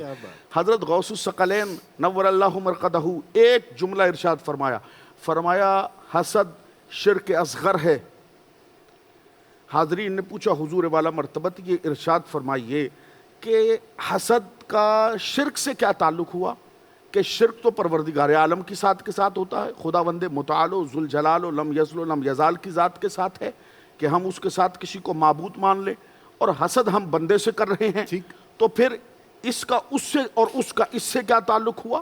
حضور غوث الثقلین و غیث الکونین نور اللہ مرقدہ و اعلیٰ درجاتہ نے ارشاد فرمایا چونکہ اس پر کرم اور فضل اور رحم اور عنایت اور مہربانی پروردگار عالم نے فرمائی ہے. بے شک. اور تو یہ چاہ رہا ہے کہ اس سے چھن جائے اور میرے پاس آ جائے، یا میرے پاس نہ بھی آئے. یہ بھی ابو داؤد شریف کی روایت کا مفہوم ہے کہ میرے پاس نہ بھی آئے تو کم از کم اس کے پاس نہ رہے. ٹھیک ٹھیک. یہ اچھا، اس کے بدلے اسلام کا یہ مزاج ہے، یہ امن والے دین کا یہ مزاج ہے، جب کوئی بری چیز سے روکتا ہے پھر اس کے بدلے اچھی چیز عطا فرماتا ہے. سبحان اللہ. بے شک. اچھا، بدکاری سے روکا تو نکاح عطا فرما دیا. ٹھیک. کسی بری چیز سے روکا تو کوئی اچھی چیز عطا فرما دی. ٹھیک. پانسوں کے علم سے روکا تو استخارے کا قرآن کا علم عطا فرما دیا. اسی طرح جب حسد سے روکا تو فرمایا کہ اس سے بہتر سودا دوں گا. ٹھیک. دوائی دوں گا، بیماری کھینچ لوں گا، اور دوائی ایسی خوبصورت. کیا کریں پروردگارا، اب انہوں نے گھڑی بہت اچھی باندھی ہے، گھڑی ہم نے بھی باندھی ہے، لیکن خیال ہے کہ ان کی اچھی ہے، تو فرمایا پھر حسد نہ کر، رشک کر. سبحان اللہ. یا اللہ اس بندے کو اچھی دیے، اس کا مال اس کے پاس رہے، اپنی رحمت سے مجھے اور عطا فرما دے. کہ عطا کرنے والی ذات تو اس کی ہے. اگر آپ کی نیت بندے کے ساتھ ہے کہ اس سے لوں گا تو بندہ کیا کسی کو دے سکتا ہے. کیا بات. اور اگر رب کے ساتھ ہے. ایک پی ٹی وی کے بڑے پرانے آرٹسٹ جو ہیں انہوں نے ایک بڑا عقدہ میرا حل کر دیا طالب علمی کے زمانے میں. محمد ایاز صاحب کراچی کے. ٹھیک. یہ آج میں کوئی 20-22 سال بعد ان کا حوالہ پیش کر رہا ہوں. ٹھیک. شاید سن رہے ہوں. وہ ایک دفعہ اپنے ایک پروگرام میں وہ فرمانے لگے کہ جب مجھے کسی چیز کی ضرورت ہوتی ہے تو میں لوگوں سے لڑتا جھگڑتا نہیں ہوں. مصلی بچھا کر 2 نفل پڑھتا ہوں اور زمین پر ہاتھ مار کر کہتا ہوں پروردگارا تم ہی سے مانگیں گے، تم ہی دو گے، تمہارے در سے ہی لو لگی ہے. واہ واہ. تمہارے در سے ہی ختم ہو گئی ساری جیلسی اور ختم ہو گیا سارا. بالکل سر، میں یہ ضرور پھر آپ سے جانتے ہوئے اس کا مطلب جو حاسد ہے، جو حسد کرنے والے لوگ ہیں، تو اللہ تعالیٰ نے ان کو جو نعمتوں سے نوازا ہے وہ ان کو تو پھر اکنالج ہی نہیں کرتے. اس کا مطلب ہے اس حوالے سے بھی بات کرتے ہوئے کہ پھر جو ان کی زندگی میں برکات ہیں، وہ جو ان کو اللہ تعالیٰ نے اتنی آسائشوں سے نعمتوں سے نوازا ہے، کیا وہ برکت ختم ہو جائے گی؟ وہ جو بے سکونی ہے، بے چینی ہے، اس میں جو اضافہ ہوتا ہے. در حقیقت بات یہ ہے کہ جو حاسد ہے اس کو جو اس پر جو نعمتوں کی فراوانی ہے وہ نعمت کو سمجھتا ہی نہیں. ٹھیک. جو اللہ نے اس کو عطا فرمایا نا وہ اپنے خیال میں نہیں رکھتا کہ مجھے یہ جو نعمت ملی ہے، اگر وہ اس بات پہ اپنے ذہن کو اطمینان قلب رکھے کہ مجھے بھی تو یہ نعمت اللہ نے عطا فرمائی ہے، بے شک. تو وہ حسد کرے گا ہی نہیں. بے شک. اب وہ ان کو اپنی شمار میں نہیں لا رہا، وہ دوسرے کی طرف دیکھ رہے ہیں. صحیح. جو اللہ نے اس پر اپنی رحمتوں کا نزول فرمایا ان کو کسی گنتی میں نہیں لاتا، کسی شمار میں نہیں لاتا. وہ کہتا جو دوسرے کو دیا کاؤنٹنگ اس کی کر رہا ہے. ٹھیک. اب جب اس کی کاؤنٹنگ کر رہا ہے تو اس پہ حسد آیا. اب حسد جو حاسد ہے اس کے پاس بے پناہ مال بھی ہو اس کو سکون قلب نہیں ہوگا. بالکل. اب جب سکون قلب ہی نہیں تو آپ 2 کروڑ کا بنگلہ بھی ہو تو آپ کے کس کام کا ہے؟ سکون قلب ہی نہیں تو 4 کروڑ کی گاڑی آپ کے کس کے کام کی ہے؟ سکون قلب ہی نہیں. اولاد موجود ہے، کاروبار ہے، پراپرٹی ہے، تجارت ہے، سکون قلب ہی نہیں تو اس بندے کے کس کام کی ہے؟ اب اس بندے کو حسد کی سب سے بڑی بات یہ ہے کہ اس کے ذہن و گمان میں وہ چیز ہی نہیں جو اللہ نے اس کو عطا فرمائی ہے، اس پہ وہ غور ہی نہیں کر رہا. بالکل وہ صحیح. دوسرے کو دیکھ رہا ہے. اب جب دوسرے کو دیکھتا ہے اس کے دل میں حسد ہے. اچھا حسد جب آتا ہے نا تو ایک بڑا کام ہوتا ہے، وہ کیا؟ عبادت کی رغبت اور میلان کم ہوتا ہے. بالکل بالکل بالکل. عبادت کی رغبت اور میلان کم ہوتا ہے. اللہ رب العزت کا خیال، اللہ کا ذکر، اللہ کے رسول کی محبت یہ چھن جاتی ہے. یہ دل جو ہے نا اس میں 2 چیزیں اکٹھی نہیں رہ سکتی. اللہ کی محبت اور دنیا کی محبت اکٹھی نہیں رہے گی. واہ واہ واہ. واہ. اب یہ دل دیا گیا ہے اللہ کے ذکر کے لیے، اللہ کی محبت کے لیے. اب جب یہاں ہم نے اپنے نفسانی خواہشات کو پالا ہوا ہے اور دن بدن حسد کی آگ میں جلس کر، یہ ایسی آگ ہے جو نظر نہیں آتی اور یہ ہمہ وقت جلستی رہتی ہے. کیا بات. اور اندر سے اس کا دھواں اٹھتا رہتا ہے اور پھر اللہ کی محبت سے دل خالی ہو جاتا ہے. جب اللہ کی محبت سے دل خالی ہو جاتا ہے تو پھر دنیا اس پر حاوی ہو جاتی ہے اور نفسانی خواہشات کا غلبہ آ جاتا ہے، جس کی وجہ سے اس کو یہ توفیق ہی نہیں رہتی کہ اس طرف اس کا میلان بڑھے. بالکل. اور اسی وجہ سے وہ بے سکونی، بے چینی رہتی ہے. اس بات کو اور اس گفتگو کو آگے بھی بڑھائیں گے. ہمارے معزز مہمان ہمارے ساتھ موجود ہیں، لیکن سیٹ کی اس جانب جو ہمارے مہمان جنہوں نے ابھی نشریات کا حصہ بنے، محمد اورنگزیب اویسی صاحب، ان کو خوش آمدید بھی کہتے ہوئے السلام علیکم. وعلیکم السلام. کیا کلام پیش کرنے کی سعادت حاصل کریں؟ باری تعالیٰ ہے اس کے چند اشعار پڑھتے ہیں. بسم اللہ. میں بندۂ آسی ہوں، خطا کار ہوں مولا، لیکن تیری رحمت کا طلبگار ہوں مولا.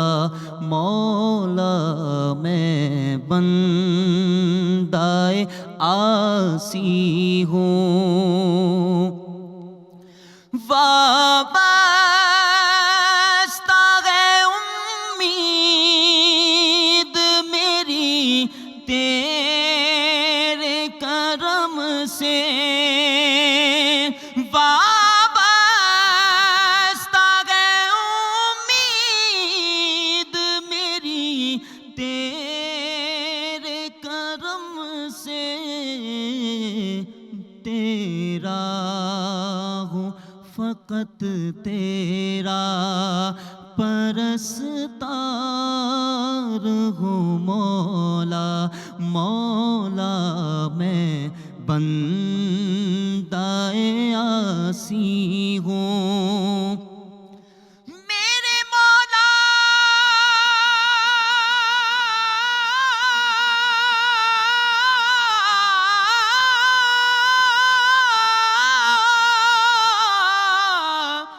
گناہوں کی عادت چھڑا میرے مولا، مجھے نیک انسان بنا میرے مولا.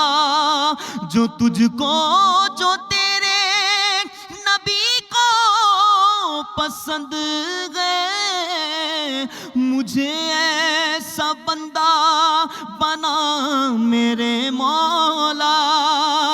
ایک تیرا اشارہ گو اور آسان گو منزل،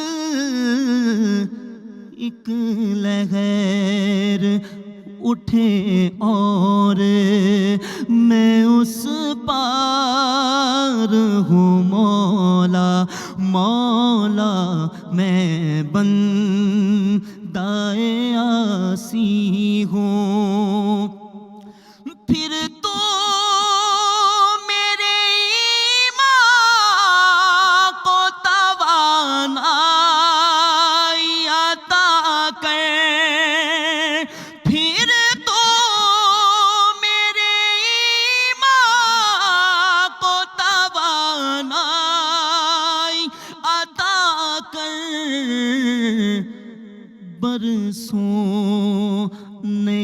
صدیوں سے میں بیمار ہوں مولا مولا میں بندۂ عاصی ہوں. جی خواتین و حضرات خوش آمدید. رمضان پاکستان کی خصوصی سحری نشریات میں اب کچن کے سیگمنٹ میں نیوٹریشن کی گفتگو ہونا بہت ضروری ہے، اور آپ لوگ اپنے گھروں میں خیر خیریت سے سحری کیجئے، اور اگر گھروں سے باہر کر رہے ہیں تو اپنا بہت سارا خیال رکھیے، کیونکہ ہم لوگوں نے تو بھئی اسٹوڈیوز میں الحمدللہ سحری کر لی اور کر بھی رہے ہیں، لیکن ساتھ ہی ساتھ جی یہ کچن کے سیگمنٹ میں آج جو بننے والا ہے امیزنگ. یہ معصومہ ظاہرہ صاحبہ کو تو پہلے ہم خوش آمدید کہتے ہیں. طبیبہ معصومہ ظاہرہ صاحبہ، السلام علیکم. وعلیکم السلام. کیسی ہیں آپ؟ الحمدللہ بالکل ٹھیک. یو لکنگ لولی ماشاء اللہ سے. Thank you. اچھا جی اب یہ جو بننے والا ہے میں تو بعد میں بتاؤں گی، آپ بتائیے. یہ انرجی بار ہے جی. وہ بچے وہ بچیاں وہ بڑے جو ڈائٹ کرنا چاہتے ہیں، ڈائٹنگ کرنا چاہتے ہیں، بٹ کچھ اچھا میٹھا بھی کھانا چاہتے ہیں، انرجی لیول کو ہائی رکھنے کے لیے جم جانے سے پہلے، خاص طور پہ رمضان میں جب آپ کی انرجی لو ہو جاتی ہے تو افطار کے ٹائم پہ یہ لینے کے لیے چائے کے ایک کپ کے ساتھ یہ بہترین انرجی بار ہے، جس میں یہ سارے نیوٹریشنل ویلیوز کے ساتھ چیزیں جو مکس کی گئی ہیں. بالکل صحیح. اچھا جی اب آپ کو ہم ذرا پہلے چیزیں بتاتے ہیں کہ کیا کیا درکار ہوں گی، اس کے بعد میں آپ کو بتاتی ہوں کہ ہم نے ایکچولی کیا ہے بریک میں. جی ہم بریک میں بھی فالتو نہیں بیٹھتے ہیں. جی ابھی یہاں پہ ہم لے لیں تو یہ ہے پمپکن سیڈز، ٹھیک ہے. اس کے بعد پینٹس ہیں، کیجو نٹ ہے، کاجو، ٹھیک ہے. اس کے بعد سن فلاور سیڈز ہیں، سورج مکھی کے، جی سورج مکھی کے پھول ہیں، بھنے ہوئے تھوڑے سے چنے ہیں، بادام ہے، اخروٹ ہے، اور یہ سیسمی سیڈز ہیں یہاں پہ، اور یہاں پہ ہمارے پاس آگے میلن سیڈز. ٹھیک ہے. ٹھیک ہے. یہ سب چیزیں ہم نے لے لی. اس کے ساتھ ہمیں 2 ٹیبل سپون پینٹ بٹر چاہیے ہوگا. اچھا یہ پینٹ بٹر ہے. بالکل صحیح. یہ میں نے نہیں دیکھا کیونکہ اس کے اندر فیٹ کانٹینٹ اس طرح سے نہیں ہے، تو ہلکا سا پینٹ بٹر ڈالا ہے اس میں تاکہ وہ تھوڑا سا اس کے اندر فیٹ کانٹینٹ آئے، زیادہ نہ آئے. یہ بازار سے آپ کو آرام سے مل جائے گا، بہت ایزیلی مل جائے گا. اور نہ بھی ملے تو آپ یہ گھر پہ مکھن نکالیے، اس کے اندر پینٹس کو کرش کیجئے، مکس کیجئے اور یہ رکھ لیں. اس میں کوئی بڑی سائنس نہیں ہے پینٹ بٹر میں. گھر میں بن سکتا ہے بالکل. اچھا ہمیشہ میں کہوں گی کہ مارجرین یا بٹر بازاری نہیں ہو، پلیز گھر کا ہو تو وہ بہترین پینٹ بٹر ہے. یہی آمنڈ بٹر بھی بن سکتا ہے. آپ آمنڈس کو یا پینٹس کو اچھی طرح سے بھونیں، کرش کریں اور بیچ میں ڈال دیں. پینٹس کا مطلب یہ مونگ پھلی کو ہم کہہ رہے ہیں. بالکل. جی اچھا جی اب اس کے ساتھ اس کے اندر اوٹس بھی ہیں، یعنی یہ بھی ڈالیں گے. یہ نہ ہو تو کارن فلیکس ڈال لیجئے گھر کے اوپر جو آپ کے پاس ہے. یہ ساری چیزیں ہم وزن لیں گے سوائے سیسمی سیڈ کے، کیونکہ ان کی سیڈز بہت چھوٹے ہوتے ہیں اور یہ کتنے مزے کے لگ رہے ہیں دیکھنے میں. ہاں اب یہ سب چیزیں روسٹڈ ہیں، ہم نے پہلے سے ان کو روسٹ کر لیا، ہم نے ساری چیزوں کو اکٹھا کیا تو یہ وہ اس شیپ میں آ جائے گا. ٹھیک ہے جی یہ دکھائیے. ٹھیک ہے ٹھیک ہے بالکل صحیح. اس شیپ میں جب آ جائے گا تو دوسری طرف اب ہم جب روسٹ کر کے اکٹھا کر لیں گے تو پین میں 1 کپ شکر ڈالیں گے، 1 عدد لیمو ڈالیں گے، تھوڑا سا نمک ڈالیں گے اور اس کو پگھلا لیں گے، شیرہ بنا لیں گے جس طرح ویکس بھی عورتیں گھر پہ بناتی ہیں. ٹھیک ہے. وہ بنا کے آپ نے اس کے اندر مکس کرنا ہے اور یہ شکل آ جائے گی. اچھا جی اب میں آپ کو بٹر پیپر لگا کے رکھیں تاکہ جب یہ جم جائے ہم اتاریں تو یہ ٹوٹے نہ. مجھے آگے ٹھیک ہے. اور اس کے چھوٹے چھوٹے پیسز کر کے آپ رکھ سکتے ہیں. ڈارک چاکلیٹ اگر آپ کے پاس اویلیبل ہے تو تھوڑی سی وہ بھی پور کر دیں تو یہ آپ کی اچھی مزیدار سا انرجی بار بن جائے گا. اچھا جی اب میں آپ کو بتاتی ہوں کہ ہوا کیا ہے. ہوا یہ ہے بریک میں کہ ہم نے یہ ڈیسائیڈ کیا کہ ہم اس کو آن ایئر بناتے ہیں، لیکن اس کو وقت درکار ہوتا ہے خواتین حضرات. تو پھر ہم نے مل کے یہ مشاورت کی کہ ہم اس کو بریک میں بنا کے آپ کو دکھا دیں. ابھی ان بارز کو آپ یہ فائنل شکل ہوگی، یہ فائنل شکل آپ دیکھ سکتے ہیں. مجھے کہا جا رہا ہے اسی طرح رکھیں پلیٹر کو. ٹھیک ہے یہ فائنل شکل بن گئی، لیکن ابھی چونکہ یہ جم رہا ہے تو اس کو جمنے میں ٹائم لگے گا کم سے کم آدھا گھنٹہ. ٹھیک ہے. اس کو اچھا جتنا زیادہ رکھیں گے بہتر ہے. اس کو ریفریجریٹر میں رکھ دیں تو 15 منٹ کے اندر ہو جائے گا. فار ایگزامپل آپ نے فریج میں رکھا، اس کے بعد یہ بالکل سخت ہو جائے گا. جب یہ ہارڈ ہو جائے گا تو چونکہ بٹر پیپر پہ آئلنگ بھی آلریڈی کی ہے تو یہ بآسانی آپ جس شیپ میں پھر آگے گرمیاں ہیں تو ان کو سٹور کرنے کے لیے جار میں رکھ کے اس کو آپ فریج میں رکھ لیجیے. بالکل صحیح. اچھا اور یہ دیکھیں جم رہا ہے، یہ دیکھیں تھوڑا. اچھا اور دوسرا میں آپ کو خواتین حضرات یہ بتاتی چلوں کہ جس طرح معصومہ جی نے کہا کہ آپ نے اس میں بٹر لینا ہے آپ نے لیمو لینا ہے اور لیمو شکر. اور شکر ٹھیک لینا ہے. ٹھیک ہے.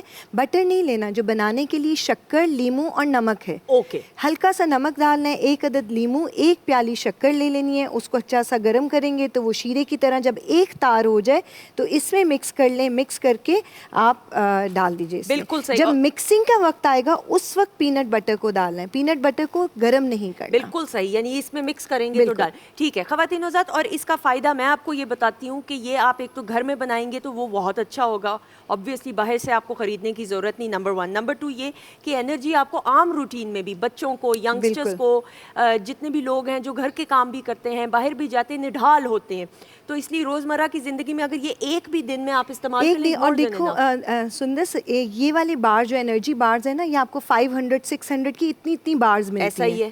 ہارڈلی 3 انچ کی ہوں گی. ٹھیک ہے. گھر پہ یہ آپ کے ہارڈلی میکسیمم 1000 کے اندر تقریباً آدھا کلو کے قریب بن جائے گا. اور اس کو اسٹور کر کے رکھ سکتے ہیں. بالکل اسٹور کر کے رکھ سکتے ہیں. کہاں پہ؟ جیسے ڈبے میں, جار ڈبے میں, جار میں, کیونکہ آج کل گرمیاں ہیں, باہر رکھیں گے تو یہ چپکنے کا ڈر ہے. اگر آپ کو لگے کہ آپ اس میں چپکتے ہیں تو اس میں تھوڑا سا آئسنگ شوگر ڈال دیجیے یا کارن فلیکس کو چھڑک دیں. ٹھیک ہے. تو یہ اپنے الگ الگ. اور یہ کتنا عرصہ, اگر آپ نے یہ ایک بیچ بنایا ہے تو کتنا عرصہ؟ 15 سے 20 دن ایزیلی چل جائے. 20 days, اس سے زیادہ نہیں. اس کے تقریباً 20 کے قریب بارز یا چھوٹے چھوٹے ٹکڑے بن جائیں گے.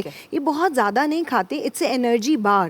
تو یہ 1 انچ 2 انچ سے زیادہ کا آپ اس کی کٹنگ نہ کریں. میری طرف نہ دیکھیں, میں تھوڑا زیادہ کھا بھی لوں تو آپ کو پتہ ہے میں کچھ نہ کچھ ایون آؤٹ, لیکن نہیں, آن اے سیریس نوٹ آپ اس کو ایک اعتدال کے ساتھ, بیلنس کے ساتھ کھائیے جتنا درکار ہے. اور 20 دن سے زیادہ اس کو مت رکھیے گا. جب آپ نے ایک بیچ بنا لیے پھر آپ نیا بنا لیجیے گا. تھینک یو سو مچ معصومہ جی, آپ کا بہت شکریہ ہمیشہ کی طرح. اور اس کے بارے میں کل بھی گفتگو کریں گے خواتین حضرات, تو اس کی فائنل شکل کل ایک دفعہ آپ کو دکھا بھی دیں گے نیو ریسیپی کے ساتھ. اور اس وقت ہم اپنے معزز مہمانوں کی طرف بڑھیں گے اور جو گفتگو ہو رہی ہے حسد کے حوالے سے اس کو آگے لے کر بڑھیں گے. جی یاسر. بہت شکریہ سندس, اور بہت شکریہ معصومہ جی آپ کا بھی. خواتین و حضرات, کچھ باتیں سندس جو ہے نا وہ پتہ نہیں شاید جان بوجھ کے ادھوری کرتی ہے, تو میرا فرض بنتا ہے کہ میں وہ مکمل کر دیا کروں, وضاحت کر دیا کروں. ابھی کچن کے سیگمنٹ میں آغاز میں انہوں نے یہ فرمایا کہ سحری ہم کر چکے ہیں, اور پھر شاید ان کو کچھ یاد آیا تو انہوں نے کہا اور ہم کر بھی رہے ہیں. تو وہ جو سحری کر بھی رہے ہیں نا, وہ پورے اسٹوڈیوز میں صرف اشارہ میری طرف ہوا تھا. بہرحال خواتین و حضرات, میری سحری ذرا تھوڑی لمبی ہوتی ہے, آپ سمجھ ہی سکتے ہیں کیوں. اور ہم آپ کو جلدی سے یہ بتا دیں کہ آج مختلف شہروں میں انتہائی سحر کے اوقات کیا رہیں گے. تو جناب لاہور میں آج انتہائی سحر فقہ جعفیہ کے مطابق 4:06 ہے اور فقہ حنفیہ کے مطابق 4:10, جبکہ اسلام آباد میں یہ اوقات ہیں فقہ جعفیہ کے مطابق 4:02 اور فقہ حنفیہ کے مطابق 4:09.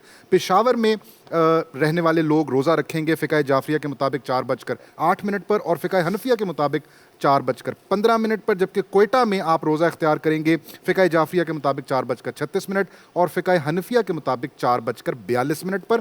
اور کراچی میں آج انتہائی سحر ہوگی فقہ جعفیہ کے مطابق 4:45 پر اور فقہ حنفیہ کے مطابق 4:48 پر. تو ان اوقات کار کا خیال رکھیے, سحری تناول کیجیے, اور اگر سحری کا وقت آپ کو زیادہ درکار ہے تو کوئی بات نہیں, آپ پہلے سے شروع کر لیں جس طرح ہم شروع کرتے ہیں, اور دیر تک پھر جو ہے وہ سلسلہ چلتا رہتا ہے. پراٹھے برل سندس جی واپس تشریف لے آئے. اور ہم حسد نہیں کرتے ایک دوسرے سے, جو جس طرح کھا رہے ہیں ہم بالکل بھی نہیں دیکھتے, اور ہم شکر ادا کرتے کہ جو ہمیں مل رہا ہے. نہ میں ان کو دیکھ کر حسد کرتا ہوں, نہ یہ مجھے دیکھ کر حسد کرتی ہیں, کیونکہ ہم ہیں تو دونوں بہت مختلف. بہرحال خواتین حضرات, گفتگو ہو رہی ہے حسد پر, اور ہمارے جو مہمانان گرامی ہیں بڑی ہی زبردست ابھی تک کانورسیشن, پروڈیوسر صاحب نے خاص طور پر تعریف کی کہ جو ہم نے بیس بنایا وہ بہت زبردست. اب ذرا گفتگو کو تھوڑا سا آگے بڑھاتے ہیں. تو علامہ صاحب, میں اگر پہلا سوال آپ سے کروں, بات ہو رہی تھی کہ حسد جو ہے وہ ایک بیماری, ایک گناہ بھی ہے, اور ساتھ ہی ساتھ یہ ایک سزا بھی ہے.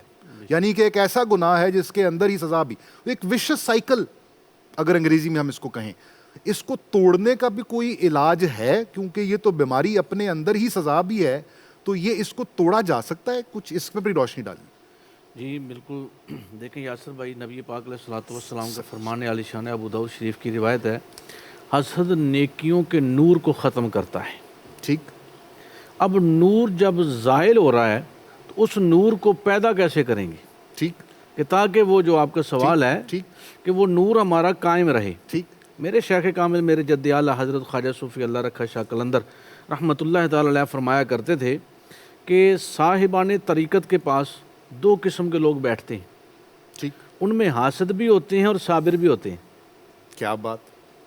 آپ فرماتے ہیں جو حاسد ہے وہ سب کچھ کرنے کے بعد عبادت ریاضت سب کچھ کرتا ہے، اس کے باوجود اس کے سارے اعمال زائل ہو جاتے ہیں، اور نہ وہ طریقت کی دنیا میں کامیاب ہوتا ہے نہ شریعت کی دنیا میں کامیاب ہوتا ہے۔ اور جب ان دونوں سے وہ دور ہو جاتا ہے تو حقیقت و معرفت تو کسی صورت میں آ ہی نہیں سکتی۔ آپ آگے جا کے فرماتے ہیں کہ مراد کو کون پہنچتا ہے، تو آپ فرماتے ہیں جو صابر ہوتا ہے۔ بالکل ٹھیک۔ صابر ہوتا ہی وہ ہے جس میں شاکر ہونے کی صفت بھی پائی جائے، شکر کی صفت بھی پائی جائے۔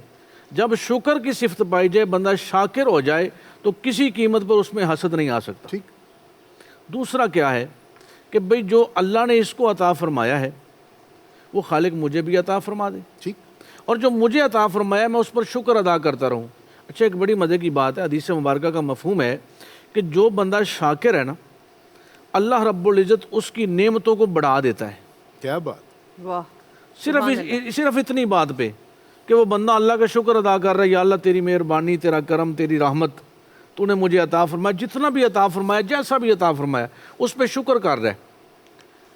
حدیث مبارکہ کا مفہوم ہے، حضور فرماتے ہیں اللہ رب العزت اس پر نعمتوں کی فراوانی کو بڑھا دیتا ہے، صرف اس بات پر کہ یہ بندہ شکر کر رہا ہے، ٹھیک، میری نعمتوں کا اعتراف کر رہا ہے۔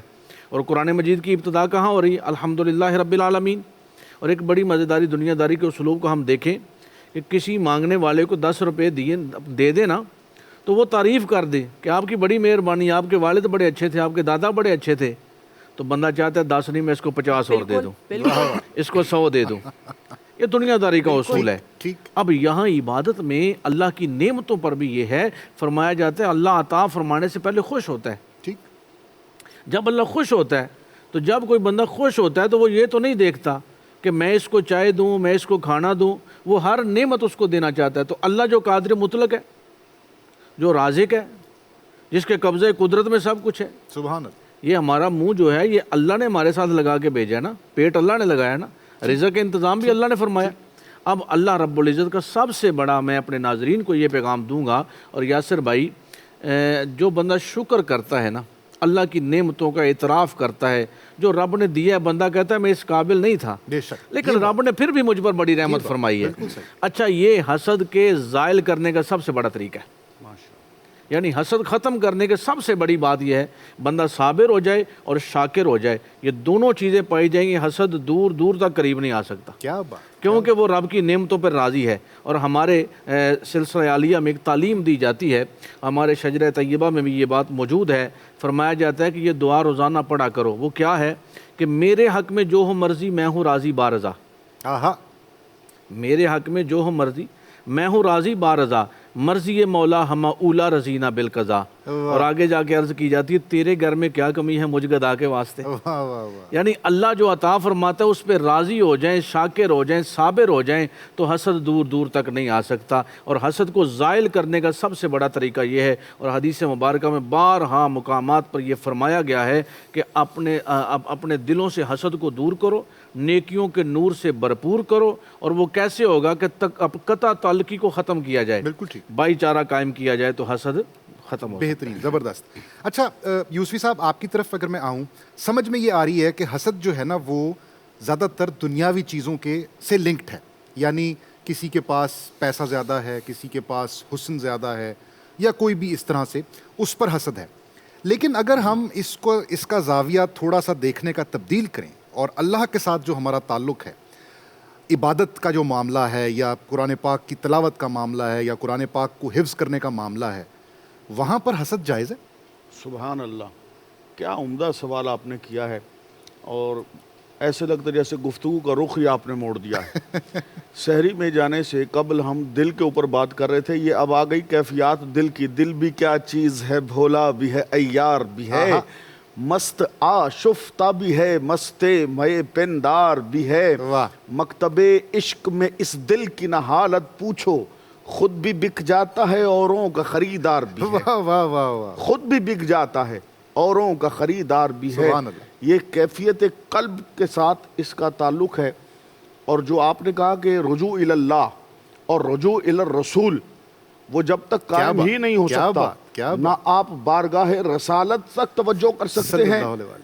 دیدار کے قابل تو کہاں میری نظر ہے، یہ ان کی عنایت ہے کہ رخ ان کا ادھر ہے۔ لیکن ان کا رخ بھی جب ہوگا جب آپ کے یہ دل کی دنیا صاف ہوگی. ٹھیک. تو اس دل کی دنیا کی صفائی کے لیے حسد کو یہاں سے نکالنا ہوگا, بغض کو نکالنا ہوگا, کینہ کو نکالنا ہوگا اور اناد کو نکالنا ہوگا.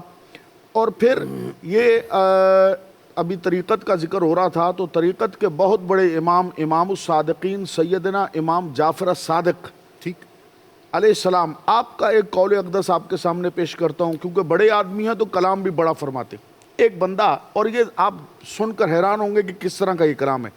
حضرت امام علی مرتبت کی بارگاہ ناز میں حاضر خدمت اقدس ہوا اور اس نے پوچھا حضور حسد کیا ہے؟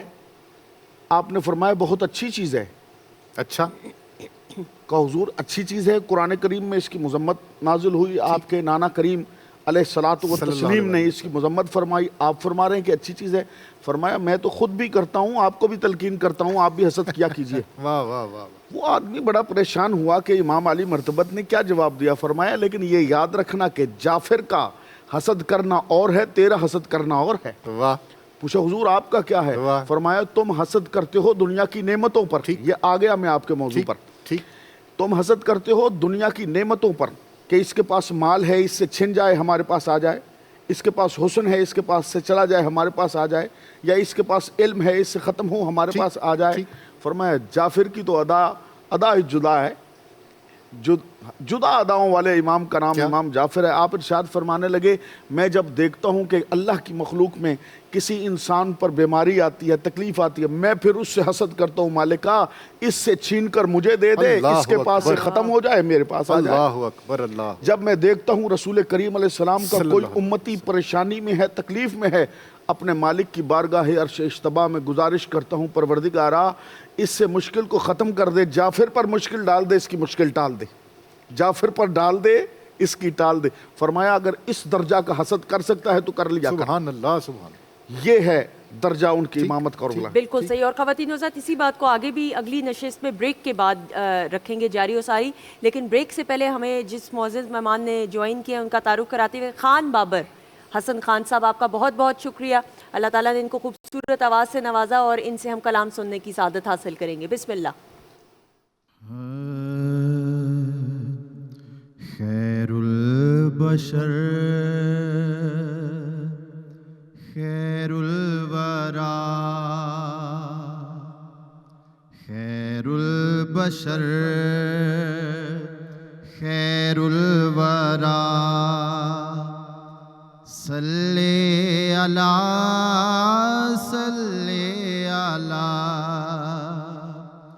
جانی خدا رتبہ تیرا صلی علی صلی علی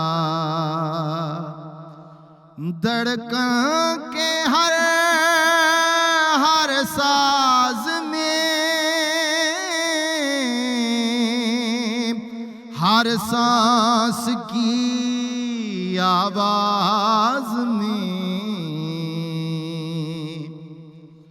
دھڑکن کے ہر ساز میں ہر سانس کی آواز میں ہے درد کا سرگم بجا صلی علی صلی علی خیر البشر خیر الورا صلی علی صلی علی سادیو جامی رومیو اقبال خسرو میرے علی سادیو جامی رومیو اقبال خسرو میرے علی سب نے یہی دم دم پڑا صلی علی صلی علی سب نے یہی دم دم پڑا صلی علی صلی علی حسنی یہی کہتے رہو لکھتے رہو پڑھتے رہو حسنی یہی کہتے رہو لکھتے رہو پڑھتے رہو صلی علی صلی علی صلی علی صلی علی صلی علی صلی علی صلی علی صلی علی خیر البشر خیر الورا صلی علی صلی علی. جی خواتین و حضرات، ہم آپ کو خوش آمدید کہتے ہیں. رمضان پاکستان کی خصوصی سحری نشریات P T V Lahore centre سے آپ براہ راست دیکھ رہے ہیں. میں ہوں آپ کی میزبان سندس جمیل، اور ہم نے لاہور میں، اور یہ اس وقت میں ہمیشہ یہ اناؤنسمنٹ ضرور کرتی ہوں کہ لاہور میں، پشاور، اسلام آباد، راول پنڈی میں ہم نے الحمدللہ اپنا روزہ قائم کر لیا ہے. آپ لوگ بھی اپنے ٹائمنگز کے حساب سے روزہ قائم کیجئے. ابھی کراچی اور کوئٹہ میں وقت باقی ہے، تو آپ لوگ سحری کیجئے. اور جن لوگوں نے روزہ قائم کر لیا، ایک بار پھر آپ کو روزانہ کی بنیاد پہ میں کہتی ہوں مبارکباد. اللہ کا کروڑ بار شکر، اور اللہ تعالیٰ ہمیں توفیق عطا فرمائے کہ اس مبارک مہینے میں ہم نیکیاں کر سکیں اور رحمتوں کو اور نعمتوں اور برکتوں کو سمیٹ سکیں. آمین ثم آمین. خواتین و حضرات، اب وقت ہوا جاتا ہے قصص الانبیاء کے سیگمنٹ کا. آج ہم قصص الانبیاء کے سیگمنٹ میں حضرت ابراہیم علیہ السلام کا ذکر کریں گے. آپ کو ابو انبیاء بھی کہا جاتا ہے، کیونکہ آپ کے بعد جتنے بھی انبیاء آئے وہ آپ کی ہی اولاد میں سے تھے. حضرت ابراہیم علیہ السلام جلیل القدر اور مقرب ترین یعنی عظیم پیغمبروں میں سے ایک تھے، جنہیں خلیل اللہ یعنی اللہ کے دوست کے لقب سے بھی نوازا گیا. حضرت ابراہیم علیہ السلام نے جس ماحول میں آنکھ کھولی، اس وقت انسان عقیدے کے حوالے سے تباہی کے بالکل قریب پہنچ چکا تھا. بابل اور اس کے آس پاس کے علاقوں میں نمرود کی بادشاہت تھی اور اپنے عروج پر تھی، اور یہ وہ بادشاہ تھا جو بہت ہی طاقتور، متکبر، جابر اور بت پرست تھا. کہتے ہیں کہ سر پر تاج سب سے پہلے نمرود نے ہی پہنا تھا. یہ طاقت کے زور پر رعایا سے اپنی پوجا کروایا کرتا تھا. نبوت سے سرفراز ہونے کے بعد حضرت ابراہیم علیہ السلام نے اپنی قوم کو مختلف موقعوں پر گفتگو کے ذریعے سمجھانے کی کوشش کی، لیکن جب دیکھا کہ ان کی عقل پر بالکل پردہ پڑ چکا ہے اور ان کی بات ان کو سمجھ ہی نہیں آ رہی، تو آپ نے سوچا کہ چھوٹا سا ذرا عملی مظاہرہ کیا جائے، شاید ان کی آنکھیں کھل جائیں. خواتین و حضرات، جب حضرت ابراہیم علیہ السلام کی قوم عید کے دن شہر سے باہر جا کر خوشیاں منانے میں مصروف تھی، تو انہوں نے حضرت ابراہیم علیہ السلام کو ساتھ چلنے کی دعوت دی، تو آپ نے صاف انکار کر دیا. جب سب لوگ شہر سے باہر میلے میں چلے گئے تو حضرت ابراہیم علیہ السلام نے کلہاڑا اٹھایا اور کلہاڑا لیے بت خانے میں داخل ہوئے اور تمام کے تمام بت توڑ دیے. اس کے بعد آپ نے کلہاڑا بڑے بت کے کندھے پر لٹکا دیا اور گھر واپس روانہ ہو گئے. شام کو جب یہ لوگ اپنی خوشی خوشی میں واپس آئے، میلے سے واپس آئے، تو بتوں کے پاس پہنچے تو وہاں کا منظر عجیب تھا.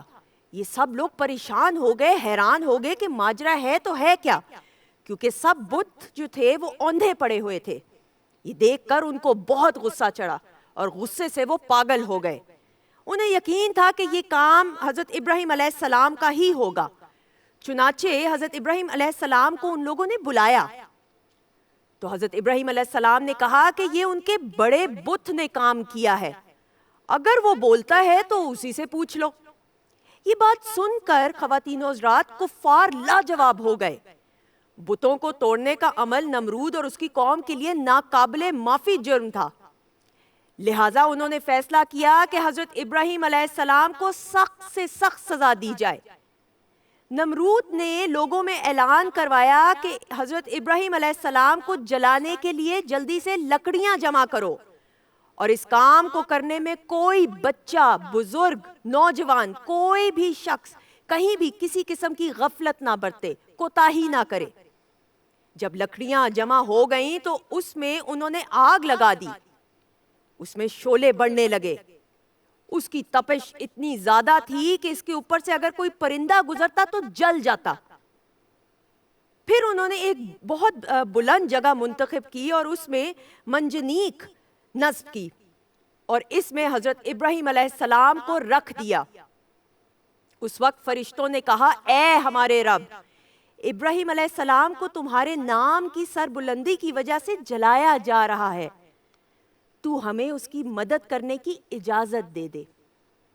اللہ نے فرمایا، مجھے اس کا خوب علم ہے، اور وہ مدد کے لیے تمہیں پکارے گا تو تم اس کی مدد کرو، ورنہ تمہیں مدد کرنے کی ضرورت نہیں۔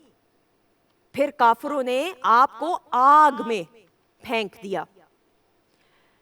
خواتین حضرت، حضرت جبرائیل علیہ السلام حضرت ابراہیم علیہ السلام کے پاس آئے اور کہا، ابراہیم، آپ کو اگر کوئی حاجت ہے تو مجھے بتائیے۔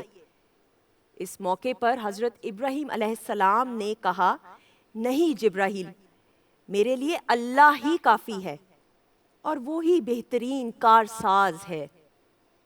تب اللہ تعالیٰ نے آگ کو حکم دیا، اے آگ، ابراہیم کے لیے ٹھنڈی اور خیر والی ہو جا، اور وہ آگ گل و گلزار بن گئی۔ حضرت ابراہیم علیہ السلام نے فرمایا، میں نے اس آگ میں جو بھی وقت گزارا، اس سے بہترین وقت تو شاید میں نے، بلکہ یقیناً میں نے کبھی دنیا میں بھی نہیں گزارا۔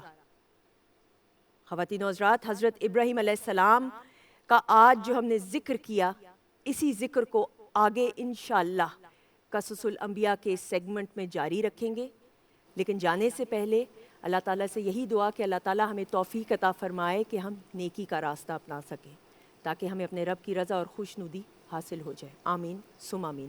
اب ہم اپنے معزز مہمانوں کی طرف بڑھتے ہوئے، جی یاسر۔ جزاک اللہ سندس، بہت شکریہ۔ خواتین و حضرات، آپ دیکھ رہے ہیں پاکستان ٹیلی ویژن کی رمضان پاکستان سحری ٹرانسمیشن، اور اب آہستہ آہستہ یہ ٹرانسمیشن اپنے اختتام کی جانب بڑھ رہی ہے، تو ہم نے اپنے مہمانوں سے آج کے جو موضوع کے اوپر گفتگو ہو رہی ہے اس کو بھی کنکلوڈ کرنا ہے، اور آج کا ہمارا موضوع سندس جی حسد کے اوپر آپ میرا امتحان لینا چاہ رہے ہیں کہ مجھے سمجھ ساری آ رہی ہے، کیونکہ خواتین کے ساتھ بات یہ ہے کہ سندس جب وہاں جاتی ہیں نا تو پھر وہ ایک کمپلیٹلی ڈفرینٹ دنیا میں ہوتی ہیں، تو جب واپس آتی ہیں تو یہ تصدیق کر لی جائے کہ وہ اس دنیا میں واپس تشریف لا چکی ہیں۔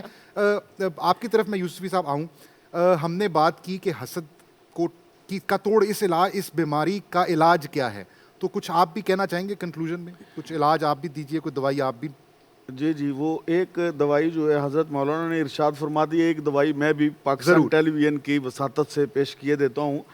حسد کا بہترین علاج، حسد کا مرکز ہے آپ کا دل، بے شک، اور حسد اس موٹر وے کا نام ہے جس پر بڑی تیزی کے ساتھ ڈرائیو کرتے ہوئے شیطان جلدی سے دل کے اندر داخل ہو جاتا ہے۔ ٹھیک، ہمارے دادا مرشد حاجی محمد یوسف علی نگینہ رحمۃ اللہ تعالیٰ علیہ، جن کی نسبت سے ہم یوسفی بھی لکھتے ہیں، وہ ارشاد فرمایا کرتے تھے، بن مرشد کامل دے سالک، اے عشق درانہ مل بیٹھی، اس راہ دے وچ شیطان جیاں کچھ ہور بلاواں ہوندیاں نے۔ ٹھیک ہے، اب شیطان سے بچنا ہے، تو ابھی ایک کلام پڑھا جا رہا تھا، اس میں دل کی دھڑکن پر اسم اعظم کی سرگم کا ذکر ہو رہا تھا۔ بہترین، اچھا یہ جو دل ہے، اہل ذوق کے لیے میں جملہ کہہ دوں، یہ جو دل کی دھڑکن ہے نا جی، یہ کہروے کے اوپر ہے، اہل ذوق، دھک دھک دھک، اس پر آپ یہ داتا علی حجویری رحمۃ اللہ علیہ کی نگری سے پوری امت کے لیے تحفہ پیش کر رہا ہوں۔ بسم اللہ۔ حسد کا علاج کیا ہے؟ بہترین علاج اسم اعظم اللہ۔ سبحان اللہ۔ آپ دل کی دھڑکن پر اس ورد کو، جیسے دل دھڑک رہا ہے نا، دھک دھک دھک، آپ یہ تصور کریں کہ یہ کہہ رہا ہے اللہ اللہ اللہ۔ آپ دیکھیں، جو بندہ جاب لیس ہو بیچارہ یا کاروبار نہ ہو، اس کے پاس بہت ٹائم ہے لوگوں پر عیب نکالنے کا، جس کو کوئی نوکری مل جائے اس کے پاس ٹائم ہی نہیں ہوتا ہے اب جو وہ اپنی نوکری سے جڑا ہوا ہے. اب جو اللہ کے ذکر والی نوکری سے غافل ہے اس کے پاس بہت ٹائم ہے ان سے جلنے کا، ان سے جلنے کا، ان سے جلنے کا، جلان کا اور عداوت کا، دشمنی کا. اور جو اپنی نوکری پر لگا اس کی تو توجہ نہیں. سبحان اللہ. ابھی میں بریک میں دیکھ رہا تھا کہ آپ ہم سے گفتگو کر رہے تھے، پھر ساتھ ہی جب آپ کا رجوع الال پروڈیوسر ہوا تو آپ ہم میں بیٹھے ہوئے تھے لیکن توجہ آپ کی ہماری طرف نہیں تھی، آپ ان کی بات سن رہے تھے. ٹھیک ہے، کیونکہ آپ کی توجہ وہاں پر جڑ گئی. تو پھر آپ ہم سے غافل ہو گئے. پھر وہاں سے جو تعلیم آپ کو ملی پھر آپ نے بتایا کہ اب شیڈول ہم اس طرح سے طے کریں گے. اسی کو یہاں پر آپ فٹ کر لیجئے کہ جب بندے کی توجہ اللہ میں غفلت ہوتی ہے بسبب حسد و بغض و عناد، بالکل ٹھیک، تو اللہ سے توجہ ختم ہو جاتی. اور صوفیاء کا طریقہ یہ ہے جب مرشد کامل کی نگاہ ہوتی ہے توجہ اللہ بن جاتی ہے، حسد کی جڑ ہی ختم ہو جاتی. بہت خوب، کیا خوبصورت بات ہے. اور ابھی وہی تعلق دوبارہ سے قائم ہوا ہے اور ہم نے بڑھنا ہے اب اپنے معزز مہمان کی طرف. اور ان کا تعارف کراتے ہوئے جی اسد امانت علی خان صاحب، آپ کا بہت بہت شکریہ بھائی. کلام پیش کرنے کی سعادت حاصل کریں گے. بسم اللہ.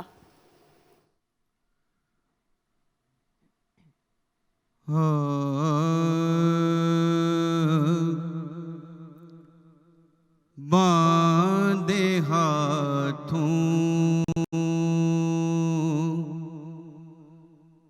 کی میری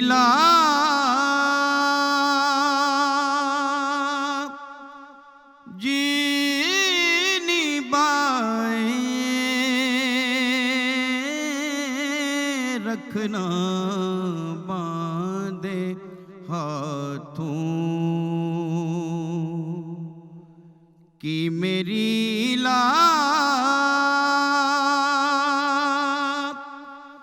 جینی بائیں رکھنا یا محمد مجھے دامن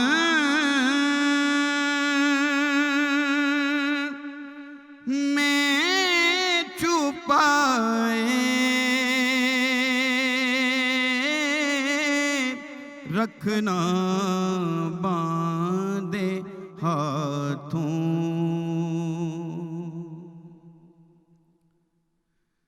دید ہو جائے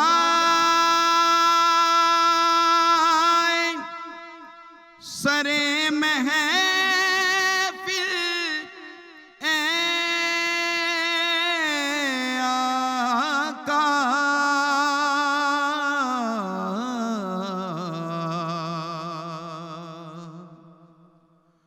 دید ہو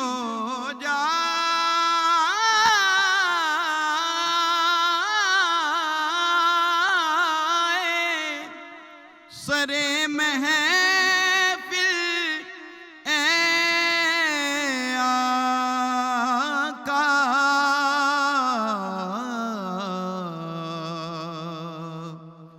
ہم ہیں پیاسے ہمیں نظروں سے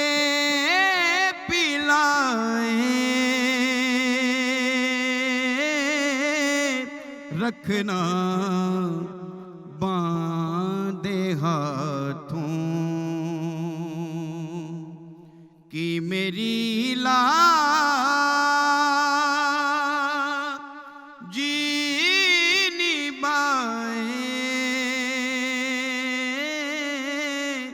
رکھنا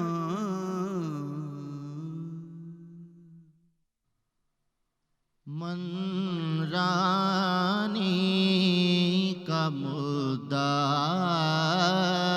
چہرہ من رانی کا مدعا چہرہ صورت حق کا آئینہ چہرہ صورت حق کا آئینہ چہرہ مصطفیٰ آنکھ ہو خدا چہرہ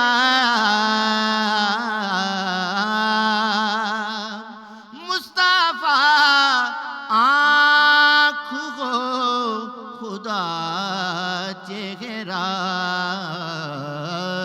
ہو خدا آنکھ مصطفیٰ چہرہ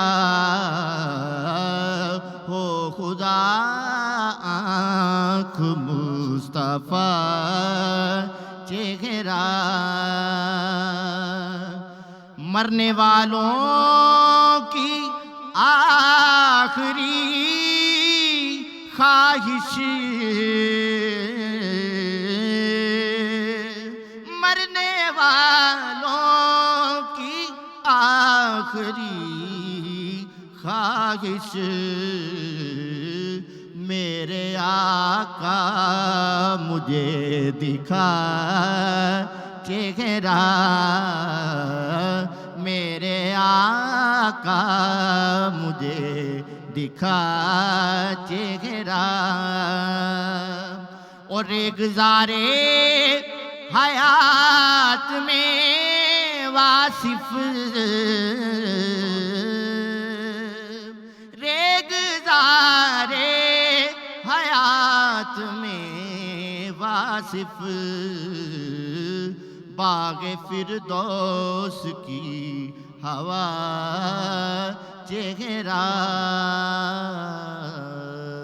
جزاک اللہ جزاک اللہ جزاک اللہ جزاک اللہ جزاک اللہ سبحان اللہ. خواتین و حضرات، آپ دیکھ رہے ہیں پاکستان ٹیلی ویژن کی رمضان پاکستان خصوصی سحری ٹرانسمیشن، اور اب یہ ٹرانسمیشن اپنے اختتام کو پہنچ رہی ہے. تو ہمارے جو مہمان شخصیات یہاں پر موجود ہیں اور انہی کی وجہ سے ہم ہیں، کیونکہ دیکھیں میزبان ہوتا ہے اگر مہمان ہو تو، اگر مہمان ہی نہ ہو تو میزبان اکیلا بیٹھا کیا کرے گا.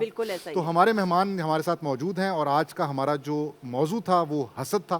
تو اگر پیر صاحب آپ سے گزارش میں کروں کہ کچھ اس کے اوپر کنکلوڈ کر دیں، ایک جملے کا ہی وقت رہے گا ہمارے. جی بالکل یاسر بھائی، اگر آج ہم اپنی عبادات ریاضات کو قبول کروانا چاہتے ہیں اور مقبول بارگاہ بننا چاہتے ہیں تو ہم سب کے لیے بحیثیت مسلمان، بحیثیت مومن اور پھر بحیثیت قوم، یہ وطن خدا داد ارض وطن پاکستان، مذہبی زندگی، سیاسی زندگی، سماجی زندگی، معاشی زندگی، تمام چیزوں میں سے اپنے دل سے حسد کو نکال کر لوگوں سے محبت، رواداری، اخلاق کو بڑھا کر، اور بالخصوص یہاں میں یہ بات کہنا چاہوں گا کہ جس طرح آپ کا چہرہ مسکراتا رہتا ہے، ہم بھی لوگوں کے ساتھ ایسے ہنستے کھیلتے ملتے رہیں اور خوش رہیں، خوشیاں بانٹیں، تو یہ جو ہمارے اندر سے حسد کو ختم کر دے گا. اور حسد کو ناظرین ختم کر کے دیکھیں، خدا کی قسم ہماری عبادت بھی قبول ہوگی، اطمینان قلب بھی نصیب ہوگا، اور ہمیں پھر اس میں جو خلوت اور چاشنی ملے گی اس کا لطف اپنا ہی ہوگا. کیا پیاری بات کی ہے آپ نے پیر صاحب. اور یوسفی صاحب اگر مجھے اجازت دیں تو میں کنکلوژن میں ایک سوال اور کرنا چاہتا ہوں، بیکاز یہ محفل آج اتنی زبردست رہی ہے. یہ جو ابھی انہوں نے بات کی کہ ہم مسکراہٹ کم از کم بانٹ سکیں، یہ کتنا مشکل ہوتا ہے کسی کی خوشی میں خود خوش ہونا، کیونکہ اس کی جزا تو بہت ہے کہ اللہ کے بندوں کو خوش دیکھ کر خوش ہونا اس کی جزا ہے. یہ کتنا مشکل کام ہے یوسفی صاحب؟ یہ شفا والے دل کی نشانی ہے کہ وہ دوسروں سے خوش رہتا ہے. اور میں ایک حدیث پر کلام سمیٹ دیتا ہوں.